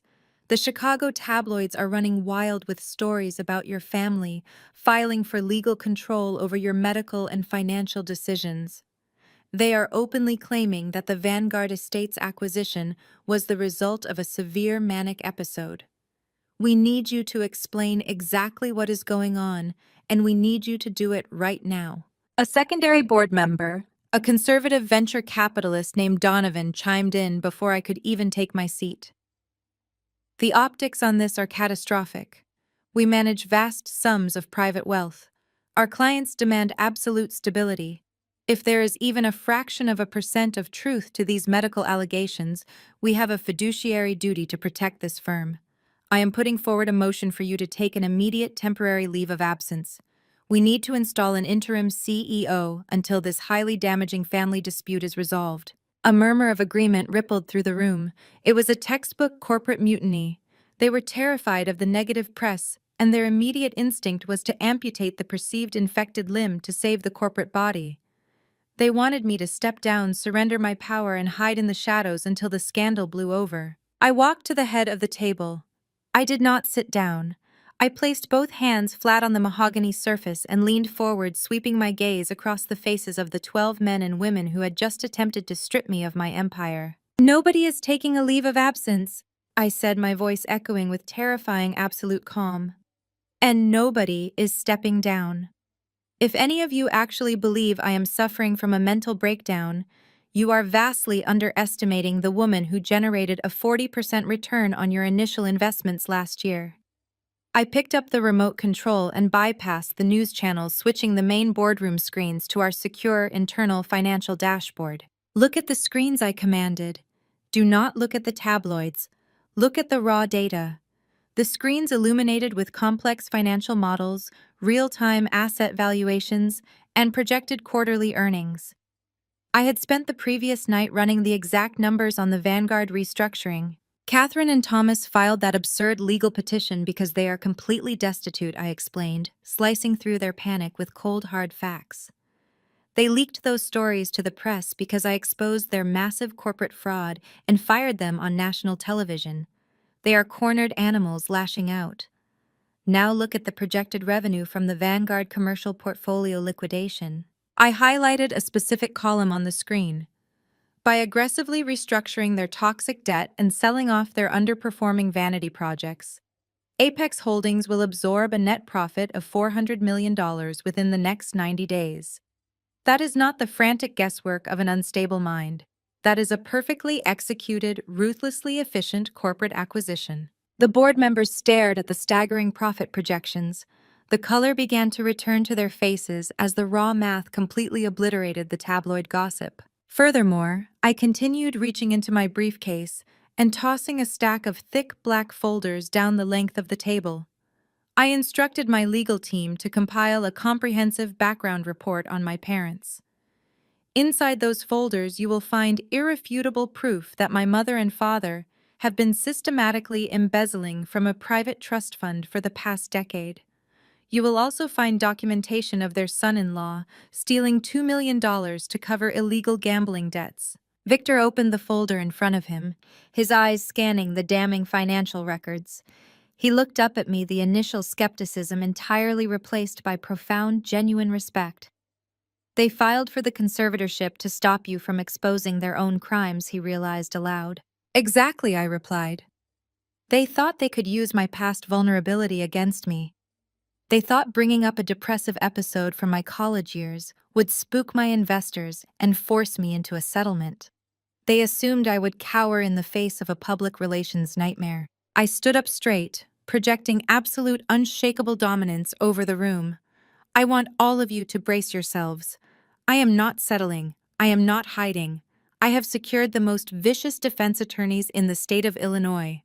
We are going into closed chambers tomorrow morning, and I am going to legally execute that petition with extreme prejudice. I looked directly at Donovan, the board member who had suggested I step down. If anyone in this room lacks the stomach for a fight, you are welcome to sell your shares back to the company today. But if you stand by me, I promise you that by tomorrow afternoon, the media narrative will completely flip and Apex Holdings will emerge stronger, wealthier, and more feared than ever before. The room was dead silent. I had not just quelled a mutiny, I had completely rewired their perception of my leadership. I had demonstrated that I was utterly impervious to emotional manipulation and public pressure. Victor closed the black folder and pushed the emergency petition away. He looked around the table, meeting the eyes of the other board members. No one moved to sell their shares. No one spoke a word of dissent. "We stand with you, Sienna," Victor declared, his voice firm and absolute. "Destroy them." I offered a single tight nod. The board was secured. The corporate fortress was locked down. Now it was time to step into the courtroom and spring the legal trap that would obliterate Catherine and Thomas forever. The heavy oak doors of the judge's private chambers closed with a solid, echoing thud, sealing us inside the wood-paneled room. The air was instantly thick with tension, a stark contrast to the sterile, brightly lit corridors of the Cook County courthouse we had just navigated. This was not an open courtroom. It was an emergency, closed-door hearing, a highly expedited process, granted only under the most severe circumstances, or in this case, the most aggressively fabricated ones. Judge Iris Thorne, a seasoned jurist with silver hair and a reputation for absolute unyielding pragmatism, sat behind a massive desk. She peered over her reading glasses, surveying the opposing forces gathered before her. On one side of the polished mahogany table sat my mother Catherine, accompanied by my father Thomas, and a team of high-priced probate attorneys they had undoubtedly hired on credit. Catherine had dressed for the occasion with calculated precision. The usual flashy designer logos and aggressive diamonds were gone. Instead, she wore a muted conservative gray suit. Her makeup was deliberately subdued, designed to emphasize the dark circles under her eyes. She looked fragile, exhausted, and perfectly cast in the role of a desperate, heartbroken matriarch fighting to save her sick child. On the opposite side, I sat perfectly still, flanked by three of the most vicious, relentless corporate defense litigators in Chicago. I wore a sharp, tailored black suit, projecting nothing but absolute competence and icy control.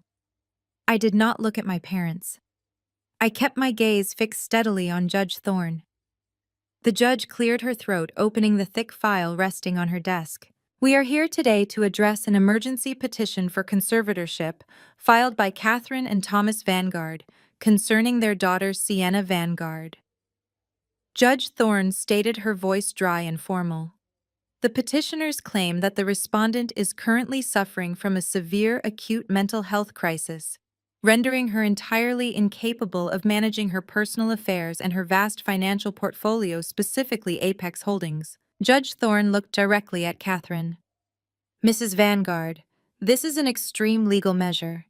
You are asking this court to completely strip an adult woman, a highly successful CEO, of her basic autonomy. I need to hear your reasoning, and it needs to be compelling." Catherine did not hesitate. She took a slow, shuddering breath, her hands trembling as she clasped them tightly on the table. It was the beginning of an Oscar-worthy performance. "Your Honor," Catherine began, her voice breaking with perfectly timed emotion, "this is the hardest thing a mother could ever do. My husband and I are absolutely terrified for our daughter. 12 years ago, Sienna suffered a devastating depressive episode. She was hospitalized. She was medicated. We thought she had recovered, but she simply pushed us away and disappeared into her work." A single tear escaped her eye, tracking a slow path down her cheek. Thomas placed a comforting hand on her shoulder, playing his supporting role flawlessly. For a decade, we respected her boundaries. Catherine continued, her voice gaining a desperate pleading edge. But over the last 48 hours, she has completely unraveled.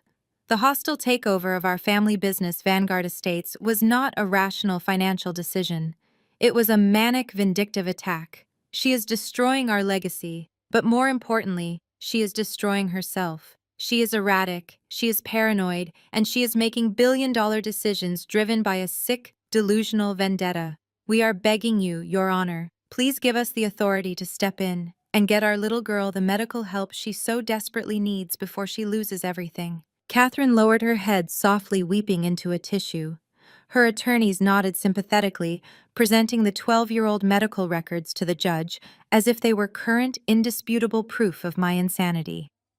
The performance was sickeningly effective. If I hadn't been the target of her lies, I might have almost believed the desperate mother narrative she was spinning. Judge Thorne looked troubled. She reviewed the old medical files, then turned her sharp gaze toward my legal team. Counsel Judge Thorne said, her tone cautious. The petitioners have presented a narrative of severe escalating instability. How does the respondent answer these incredibly serious allegations? My lead attorney, a razor-sharp litigator named Evelyn Vance, stood up. She did not raise her voice. She did not offer a passionate, emotional defense. She simply picked up a sleek silver laptop and placed it directly in front of the judge. Your Honor. Evelyn said, her voice smooth and deadly. The petitioners have spun a very compelling, highly emotional piece of fiction today. They rely heavily on medical records that are over a decade old, completely ignoring the respondent's flawless, incredibly successful 10-year track record as the CEO of Apex Holdings. However, we do not need to argue about the past. We have absolute, irrefutable proof of the petitioner's true motives and their own profoundly vicious mental state, recorded less than 72 hours ago. Evelyn tapped the keyboard. Your Honor, I present Exhibit A, the security footage and unedited audio from the private dining room at Le Ciel restaurant, legally subpoenaed by our team yesterday afternoon. The video flared to life on the laptop screen. The high-definition camera captured the entire scene perfectly. It showed the luxurious room, the 12 occupied chairs, and me standing quietly near the door. The audio, enhanced and crystal clear, filled the judge's chambers. The recording played my mother's cruel, mocking voice, completely stripped of the fragile victim persona she was currently wearing. You have always insisted on doing things your own mediocre way, Sienna. You refused to join Vanguard Estates. You refused to marry a man of proper standing. You chose this difficult, unrewarding path for yourself. So just sit on the floor, darling. The floor suits you perfectly. The video clearly captured Madison and Andre bursting into cruel laughter, validating the abuse. It showed Catherine smirking, her eyes filled with malicious, triumphant glee. Then the video showed my reaction. I did not yell. I did not cry. I calmly placed the velvet box on the table, offered a polite, icy smile, and walked out with absolute dignity. Judge Thorne stared at the screen, her expression hardening with every second that passed. The contrast between the weeping, concerned mother sitting in her chambers and the vicious, arrogant bully on the video was staggering. Evelyn paused the video. As you can see, Your Honor, my client is not suffering from a manic episode. She is exhibiting profound restraint in the face of targeted public psychological abuse by the very people claiming to be terrified for her well-being. The acquisition of Vanguard Estates was not a psychotic break. It was a perfectly executed, rational response to a hostile family dynamic and a highly profitable business maneuver. The petitioners are not trying to save my client. They are trying to steal her company because she legally outsmarted them. The silence in the judge's chambers was deafening. The trap had snapped shut. Catherine's fake tears had completely dried up her face, turning a sickly, mottled shade of white. Thomas stared at the paused video, looking as if the floor had just dropped out from beneath him. Their expensive attorneys shifted uncomfortably in their seats, instantly realizing their clients had blatantly lied to them and handed them a completely unwinnable, fraudulent case. Judge Thorne slowly removed her reading glasses, her eyes fixed on Catherine with a look of absolute, unvarnished disgust. The air in the room was completely toxic, poisoned by the undeniable proof of my parents' sheer malice. They had tried to destroy me with lies, and I had just buried them with the truth. Evelyn did not pause to allow my parents to recover. She capitalized on the stunned silence, moving with the lethal efficiency of a seasoned litigator who knew she had the opposition entirely cornered. The video evidence had thoroughly dismantled Catherine's carefully constructed narrative of maternal concern, but Evelyn was not finished. She was preparing to deliver the final crushing blow that would permanently neutralize any lingering threat my family posed to my empire. Your Honor, Evelyn said, her voice remaining perfectly level.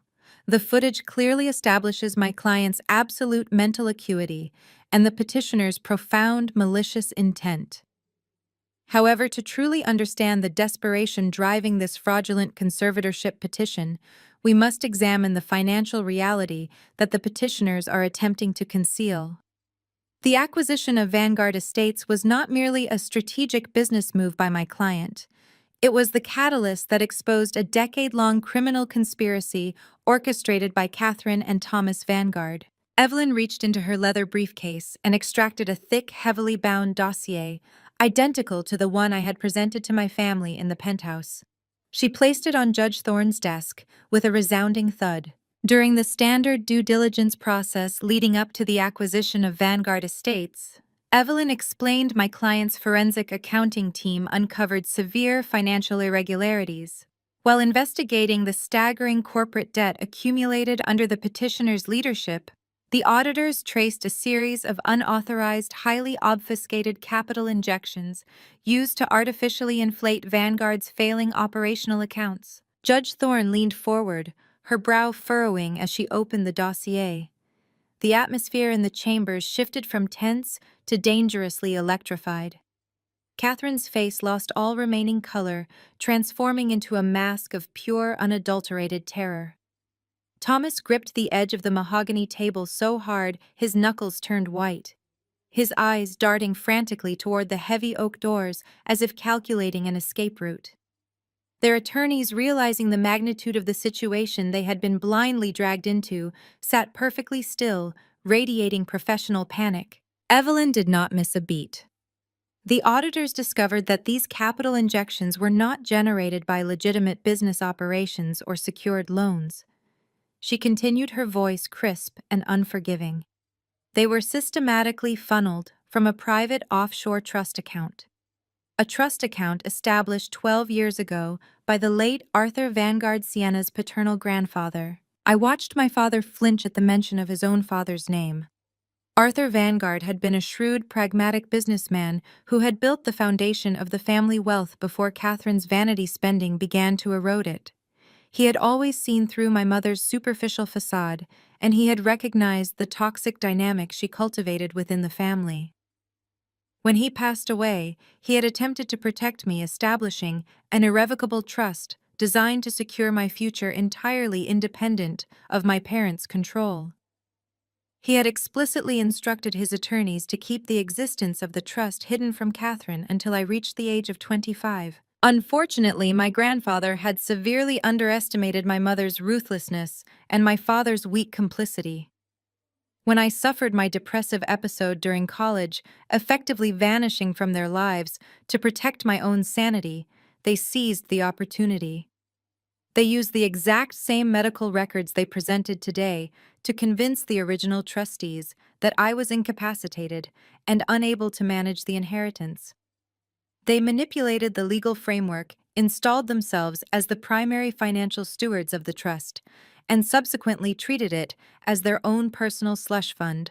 Your Honor, Evelyn stated, her tone sharpening the dossier, before you contains irrefutable proof that for the past decade, Catherine and Thomas Vanguard have systematically embezzled over $40 million from Sienna Vanguard's private trust. The number echoed in the small chambers, a staggering figure that crystallized the absolute depravity of my parents' actions. They hadn't just abandoned me, they had actively stolen my future to fund their own reckless extravagance. Evelyn pointed to a specific tab within the dossier. The financial tracing is absolute, she continued. The stolen funds were not solely used to prop up the failing Vanguard estates. Millions of dollars were diverted to support the luxurious lifestyle of their younger daughter Madison, including the purchase of her $3 million residence. Furthermore, significant portions of Sienna's inheritance were utilized to pay exorbitant legal retainers to Andre Madison's husband, effectively funneling stolen wealth directly into his corporate law firm. I watched my parents as the crushing weight of their crimes was laid bare before the judge. The realization that their entire gilded existence, the mansion, the cars, the country club status, Madison's designer wardrobe, Andre's smug superiority, was entirely subsidized by the daughter they had relentlessly mocked and discarded, was finally sinking in.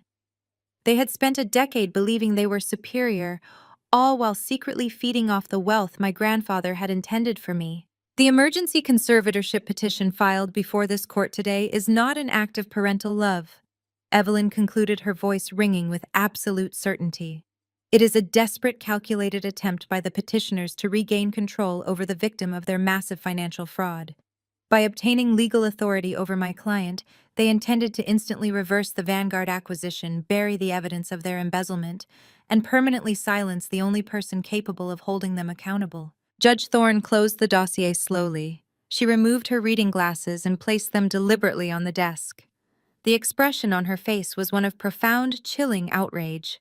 She looked at Catherine and Thomas, her eyes narrowing with undisguised contempt. The silence in the chambers was absolute, heavy with the terrifying reality of the legal reckoning that was about to occur. Mrs. Vanguard! Mr. Vanguard! Judge Thorne began, her voice dangerously low and resonant. In my 20 years on the bench, I have presided over complex family disputes, bitter divorces, and contentious probate hearings. However, the level of calculated malice, breathtaking fraud, and absolute disregard for your own daughter's well-being presented in this chamber today is entirely unprecedented. The judge paused, letting her condemnation hang in the air, ensuring every single syllable struck with maximum impact. Catherine opened her mouth, a desperate, tearful defense forming on her lips, but Judge Thorne immediately raised a hand, silencing her with absolute authority. "Do not speak," the judge commanded, her voice cracking like a whip. "You have already said more than enough. The evidence before me is unequivocal. This court will not be weaponized to facilitate a criminal conspiracy, nor will it tolerate the blatant manipulation of the judicial system to silence a victim of profound financial abuse." The trap had closed completely.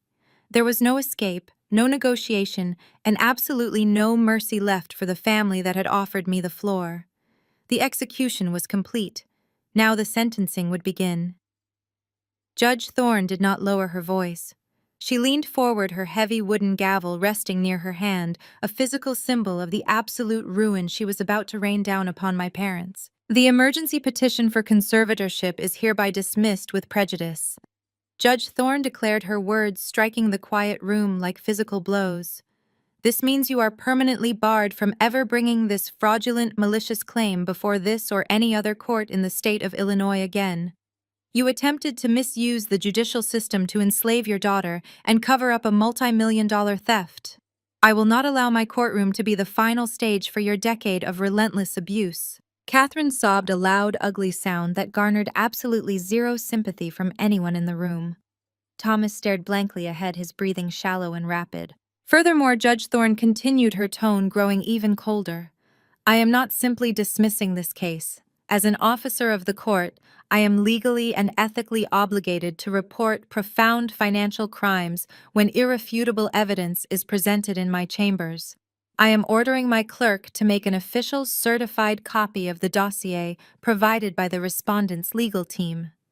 I am personally forwarding this entire file to the Cook County District Attorney and the White Collar Crime Division of the Federal Bureau of Investigation." The color completely drained from my father's face. He knew exactly what federal involvement meant. It meant prison. In addition, the judge stated, to ensure that restitution is possible for the victim of this staggering embezzlement, I am issuing an immediate emergency freeze on all personal bank accounts, offshore holdings, and physical assets currently registered to Catherine and Thomas Vanguard. You are ordered to repay the stolen trust funds in their entirety. Given the magnitude of the theft, you are effectively bankrupt as of this exact second. You are dismissed." Evelyn closed her laptop with a sharp, satisfying click. I stood up carefully, smoothing my sharp black suit. I did not look at my parents as they were practically scraped off their chairs by their terrified, defeated attorneys. They had walked into the courthouse expecting to strip me of my human rights and walk out with my multi-billion-dollar empire.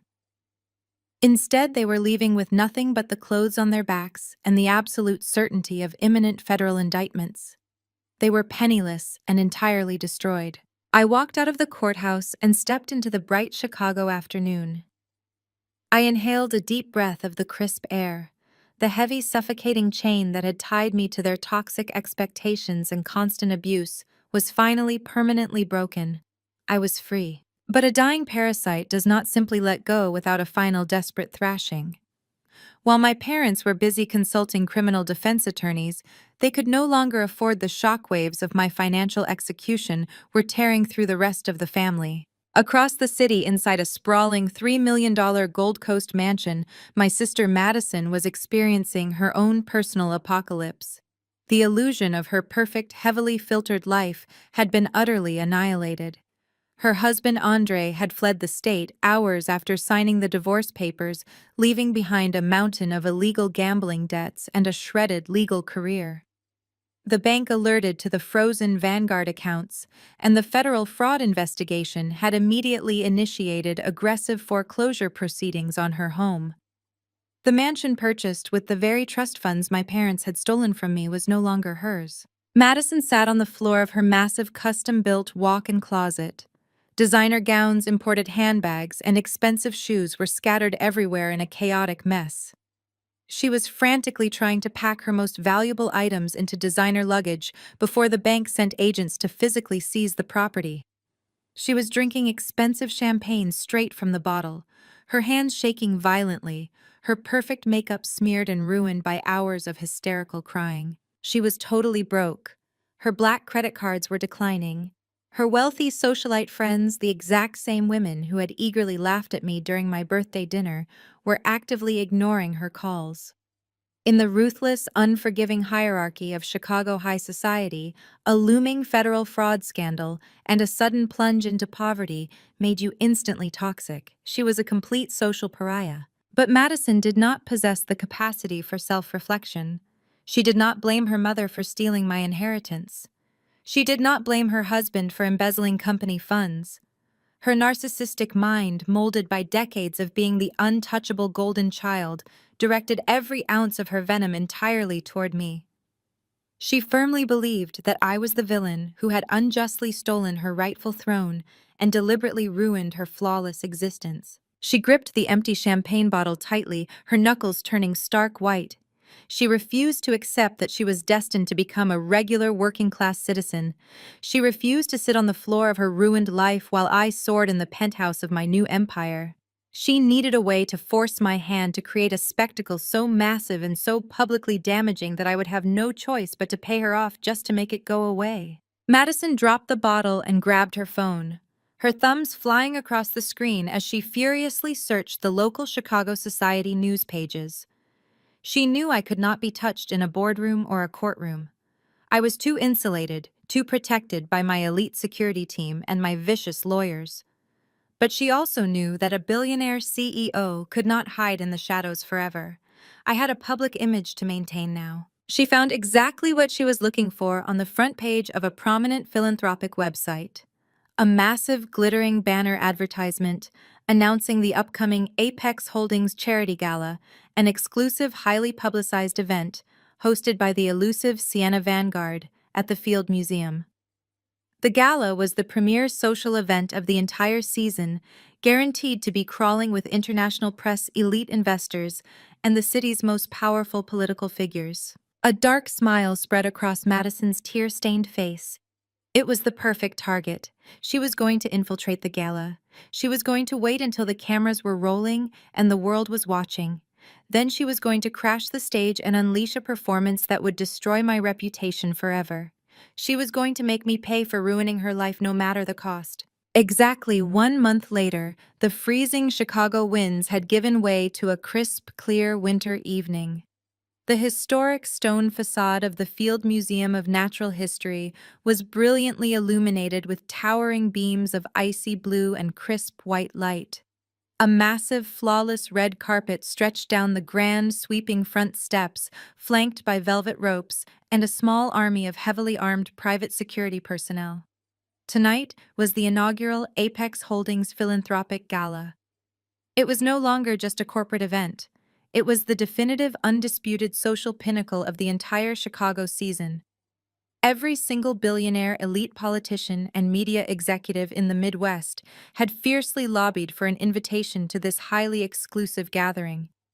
The guest list was a masterclass in power and influence, and I was the absolute center of their entire universe. My convoy of matte black armored SUVs glided to a smooth halt at the base of the museum steps. My security director opened my door, offering his hand.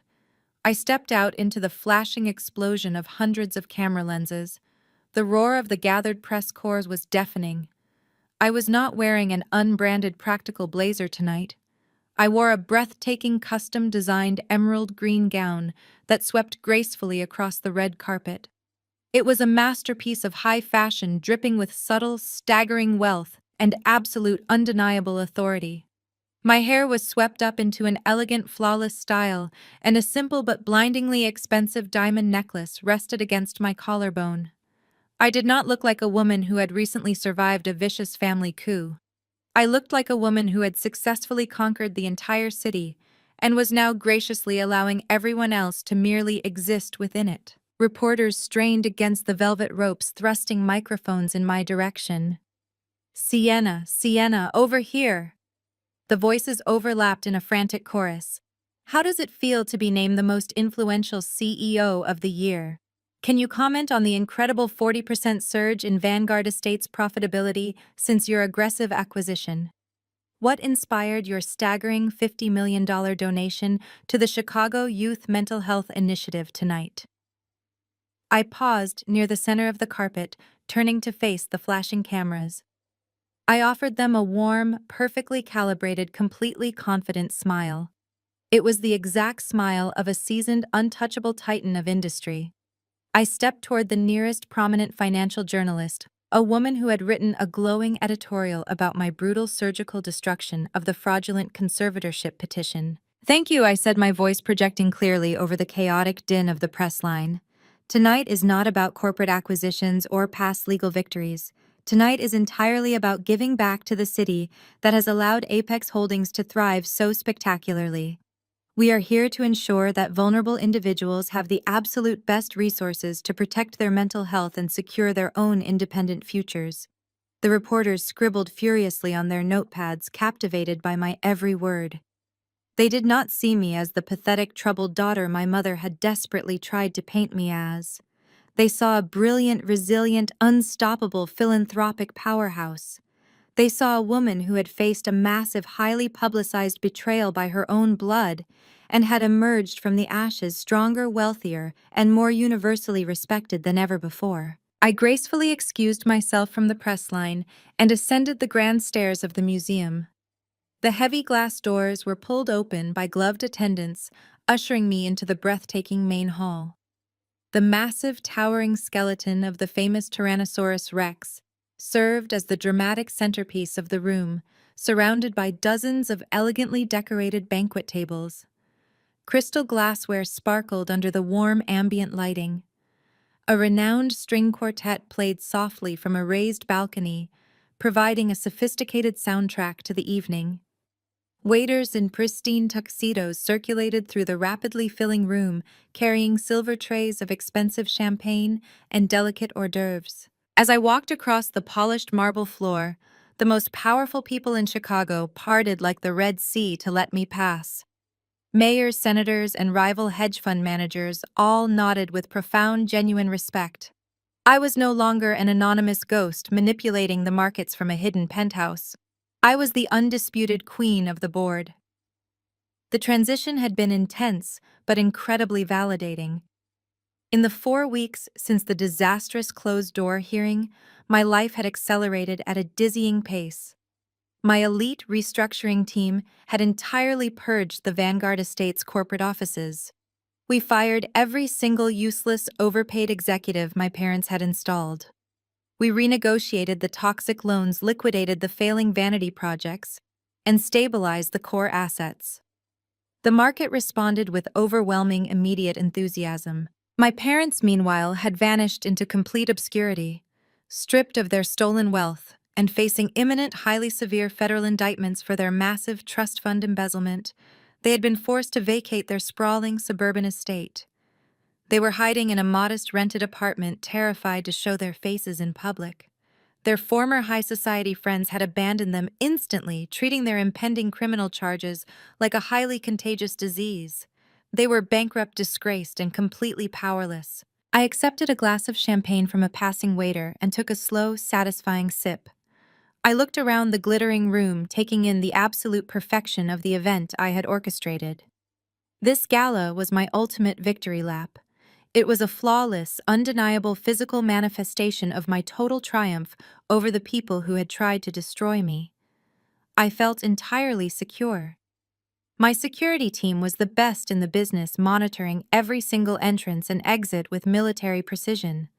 The guest list had been vetted and cross-referenced 3 times to ensure absolutely no unwanted individuals could breach the perimeter.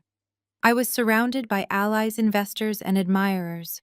There was nothing that could ruin this perfect, triumphant evening. I took another sip of my champagne, completely ready for the night. While I stood bathed in the warm glow of the museum chandeliers, a different scene unfolded in the freezing service alley behind the building. Catherine, Thomas, and Madison huddled behind a row of industrial dumpsters, shivering violently against the biting Chicago wind. They were completely unrecognizable from the arrogant, untouchable family that had mocked me at Le Ciel just 1 month ago. Catherine wore an outdated evening gown pulled from the back of her remaining wardrobe.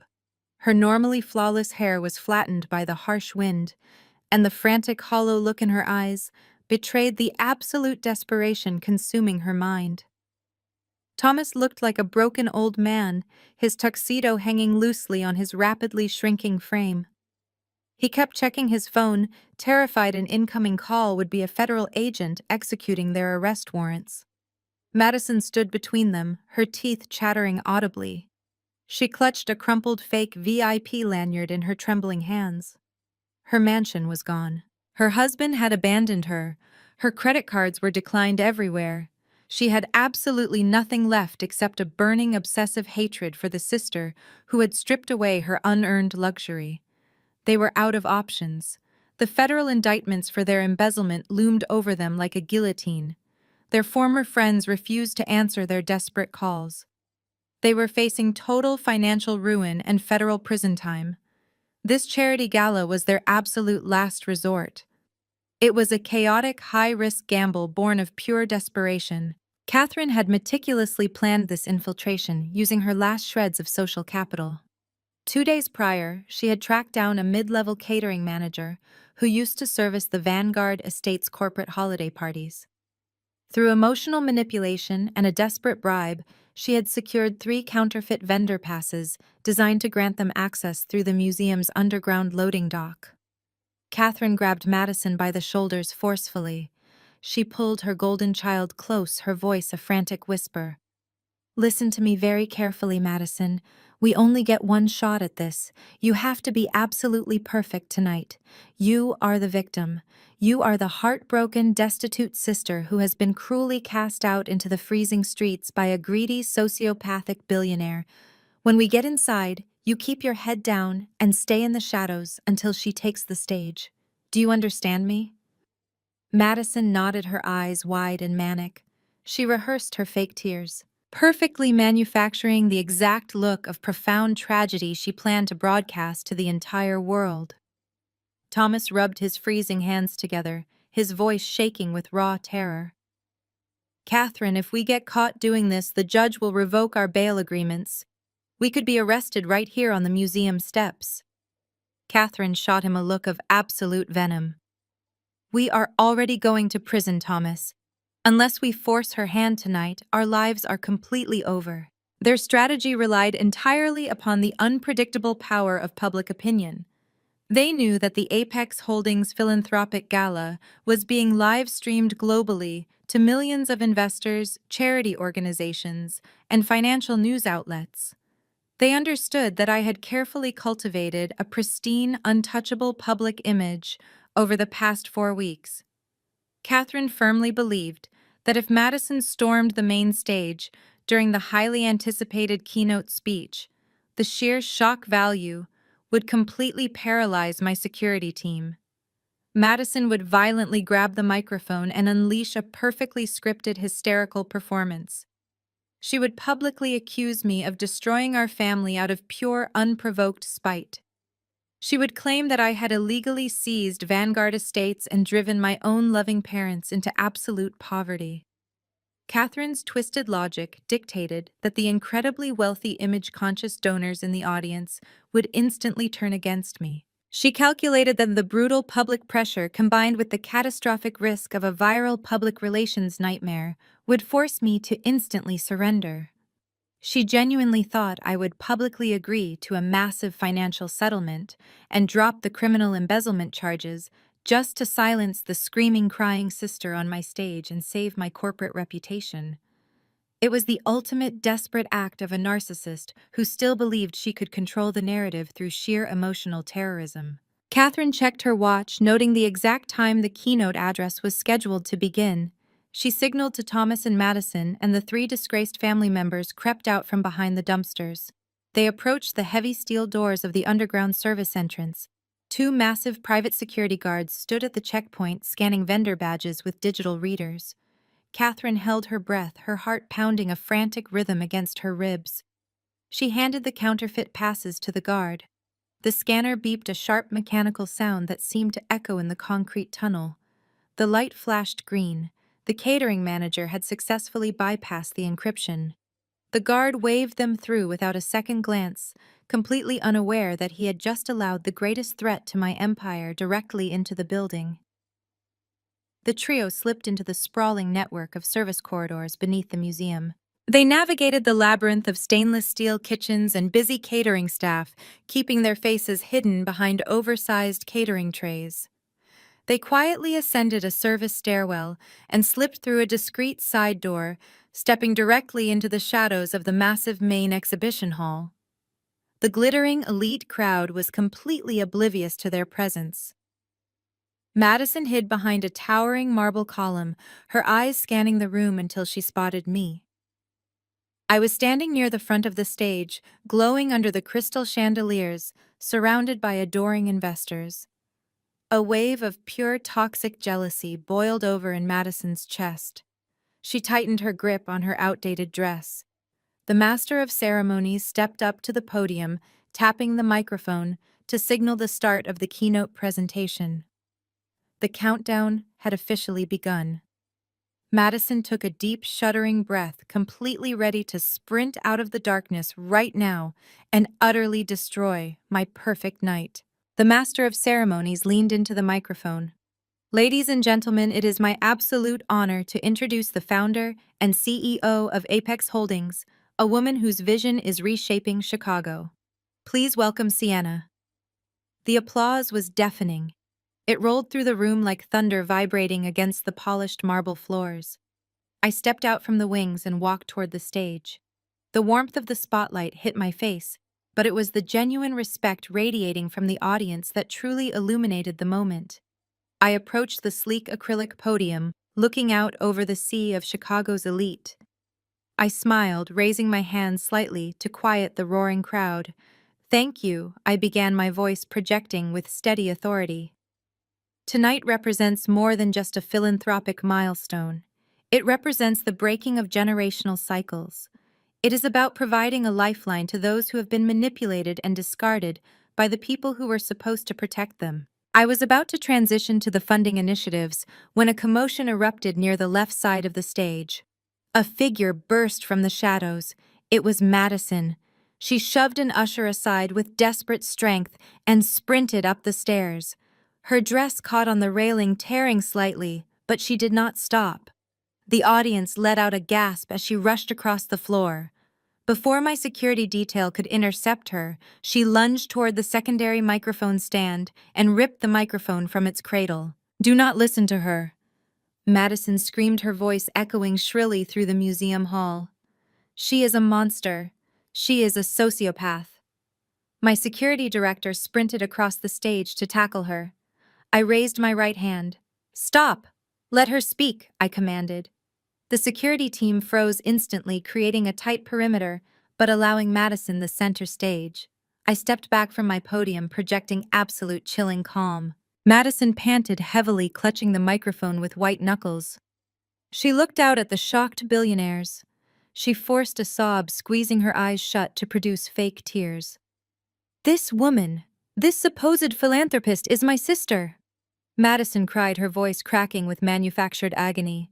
"She is standing up here talking about helping people, but she just destroyed her own flesh and blood. She stole our family company. She threw our loving parents out into the freezing streets. Because of her vindictive jealousy, I have lost my home. My husband was driven away. We have absolutely nothing left." Madison fell to her knees, clutching her chest in a display of melodramatic suffering. "She took everything from us just to feed her sick ego. How can you give her your money? How can you applaud a woman who leaves her own family completely destitute and starving?" The vast hall was dead silent. The crowd shifted uncomfortably in their seats. A few wealthy socialites whispered behind their hands, casting uneasy glances in my direction. The reporters in the back row were typing on their phones, sensing a scandalous viral moment. Madison looked up at me through her messy hair, a triumphant, malicious smirk flashing briefly across her face. She truly believed she had won. She thought she had successfully weaponized my charity gala against me. She expected me to panic, to call security, or to desperately defend myself. I did none of those things. I simply looked down at her kneeling on the stage floor and I smiled. It was the same cold, lethal smile I had given her mother 1 month ago. "Are you quite finished, Madison?" I asked, my voice carrying clearly through my lapel microphone. "Because if your performance is over, I have a short video presentation I would love to share with the audience." Madison faltered, her fake sobs hitching in her throat. She looked confused, entirely thrown off by my total lack of panic. I lifted my gaze and looked straight over the heads of the audience, locking eyes with my technical director in the AV booth. I gave a single sharp nod. The brilliant stage lights dimmed instantly. The massive high-definition LED screens positioned behind us suddenly went completely black. Then a loud electronic chime echoed through the sound system. The screens flared to life, switching directly to a live feed from a national news network. A bright red banner flashed across the bottom of the screens. "Breaking news, federal indictments unsealed." The speakers pumped the news anchor's voice throughout the hall, drowning out Madison's panicked breathing. "We are interrupting our broadcast with a developing story," the anchor announced, his image towering behind us. "The Department of Justice has just unsealed a federal indictment against the former executive board of Vanguard Estates. Arrest warrants are being executed for Catherine and Thomas, along with attorney Andre. The charges include wire fraud, aggressive tax evasion, and the systematic embezzlement of $40 million from a private trust fund." The FBI confirmed that Andre was apprehended less than an hour ago while attempting to board a flight out of Chicago. The charity gala erupted into shock. The wealthy investors gasped out loud. The journalists abandoned their previous story, entirely raising their cameras to capture the catastrophic downfall of the once proud family. The whispers of doubt that Madison had planted instantly transformed into loud expressions of profound disgust directed entirely at her. Madison remained kneeling on the stage floor. She slowly turned her head to look at the massive LED screen behind her. She watched the news footage of federal agents raiding her parents' apartment. She saw the graphic displaying her mother, her father, and her husband with the word "indicted" stamped in bold red letters across their faces. The microphone slipped from her trembling fingers, hitting the polished stage floor with an electronic screech. The fake tears on her cheeks were immediately replaced by genuine terror. She finally understood that I had orchestrated a massive public execution that she could never escape. She finally understood that I had orchestrated a massive public execution that she could never escape. The massive LED screen behind us shifted again, cutting to live aerial footage from O'Hare International Airport. A news helicopter hovered above the dark tarmac, zooming in tightly on a frantic figure surrounded by flashing police lights. It was Andre. He was violently pinned against the hood of an unmarked black sedan by heavily armed federal agents, his expensive luggage scattered across the wet concrete. He had tried to flee the country with whatever stolen funds he could liquidate, but my security contractors had tipped off the authorities hours ago. The arrogant golden couple was now a spectacular, nationally televised tragedy. The wealthy donors and influential politicians in the audience turned their disgusted gaze back to Madison. The elite society she worshipped was actively watching her family burn, and they were firmly on my side. Before Madison could attempt to formulate another pathetic lie, the heavy oak doors at the rear of the Grand Exhibition Hall swung open with a resounding crash. Two groups of stern men and women wearing dark windbreakers with prominent FBI lettering across the back marched into the ballroom. They moved with absolute terrifying purpose. The high society crowd parted instantly.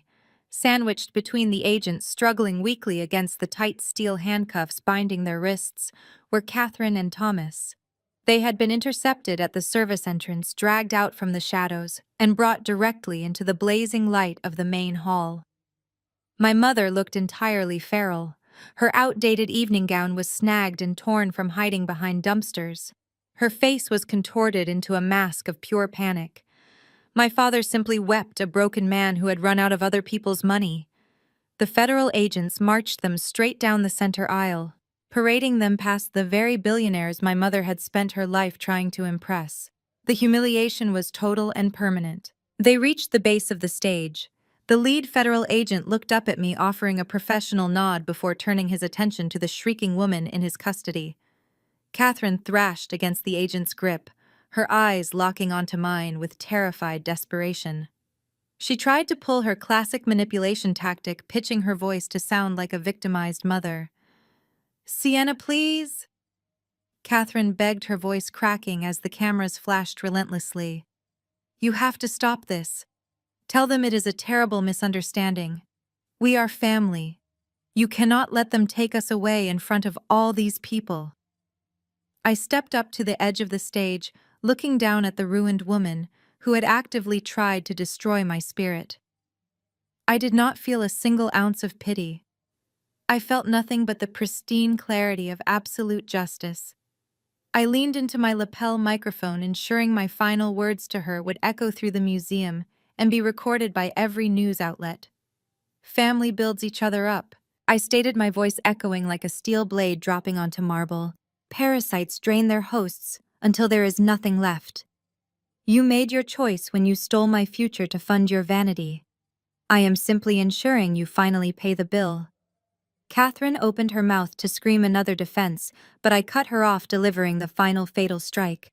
"I hear federal prison does not have enough chairs in the processing holding cells," I said, my voice dropping to a low, lethal whisper. "The floor will suit you perfectly." Catherine gasped the words, hitting her like a physical blow. She recognized her own cruel insult thrown back at her as a life sentence. The federal agents did not give her time to respond. They forcefully turned her and Thomas around, marching the disgraced executives out of the museum and straight into the waiting armored transport vehicles. Madison watched her parents being dragged away, her body shaking uncontrollably. She was still kneeling on the cold stage, completely surrounded by the shattered ruins of her fake reality. She had no husband, no parents, no mansion, and zero social standing. She dropped her head into her hands and wept, left with nothing but the bitter consequences of her arrogance. Two female security guards stepped forward, hoisting Madison to her feet by her arms. They escorted the sobbing, ruined golden child off the stage and out the side exit, removing the trash from my venue. The disruptive chaos vanished with them. I turned back to my podium, offering the stunned audience a warm, reassuring smile. They erupted into a standing ovation, applauding the survivor. The gala resumed flawlessly, raising a record-breaking amount of capital for mental health initiatives. Hours later, the final guest departed. I walked out through the heavy glass doors of the Field Museum and stepped onto the grand stone stairs. The freezing Chicago night air hit my face, but it felt incredibly refreshing. I looked out at the glittering city skyline, realizing that for the first time in my existence, I was completely free. The heavy, suffocating chain that had bound me to their toxic expectations was permanently shattered. The next morning, my legal team finalized the recovery of my grandfather's stolen trust fund. I did not absorb the $40 million back into Apex Holdings. Instead, I signed a single sweeping directive. I donated every single recovered penny to a newly established foundation dedicated entirely to providing aggressive legal support and psychological therapy for victims of severe narcissistic family abuse. I would never be forced to sit on the floor again, and I was going to ensure that anyone who tried to push others down would find themselves facing an absolute impenetrable fortress. I walked to my waiting car, my head held high, ready to conquer the world I had built with my very own two hands. The narrative of Sienna's devastating yet triumphant journey highlights a profound and difficult truth about toxic dynamics. Biological ties do not guarantee unconditional love or loyalty. When faced with relentless narcissistic abuse, the most powerful response is not to engage in an emotional screaming match, but to quietly and methodically build your own absolute independence. For years, Sienna was the designated scapegoat, subjected to cruel mockery and deliberately excluded from the table of her own life. Her family sought to keep her on the floor, confusing her strategic silence for weakness. However, the core lesson here is that true strength is often forged in the shadows. Instead of desperately seeking validation from people entirely incapable of giving it, she channeled her trauma into building an impenetrable, self-sufficient empire.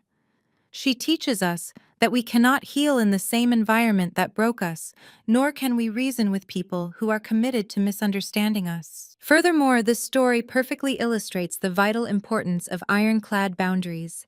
Society often pushes immediate forgiveness as a mandatory step for healing, but Sienna demonstrates that establishing firm, non-negotiable boundaries and allowing toxic individuals to face the natural, brutal consequences of their own actions is a profoundly valid and necessary form of self-love. Her ultimate victory was not merely acquiring immense wealth or executing a corporate takeover. It was permanently severing the emotional chains that bound her to their toxic expectations, ultimately using her hard-won freedom to uplift other survivors of abuse. You do not have to accept the floor just because someone else told you that is where you belong. If you are currently standing in the shadow of a toxic environment, take that first brave step today to reclaim your narrative and start building your own independent future.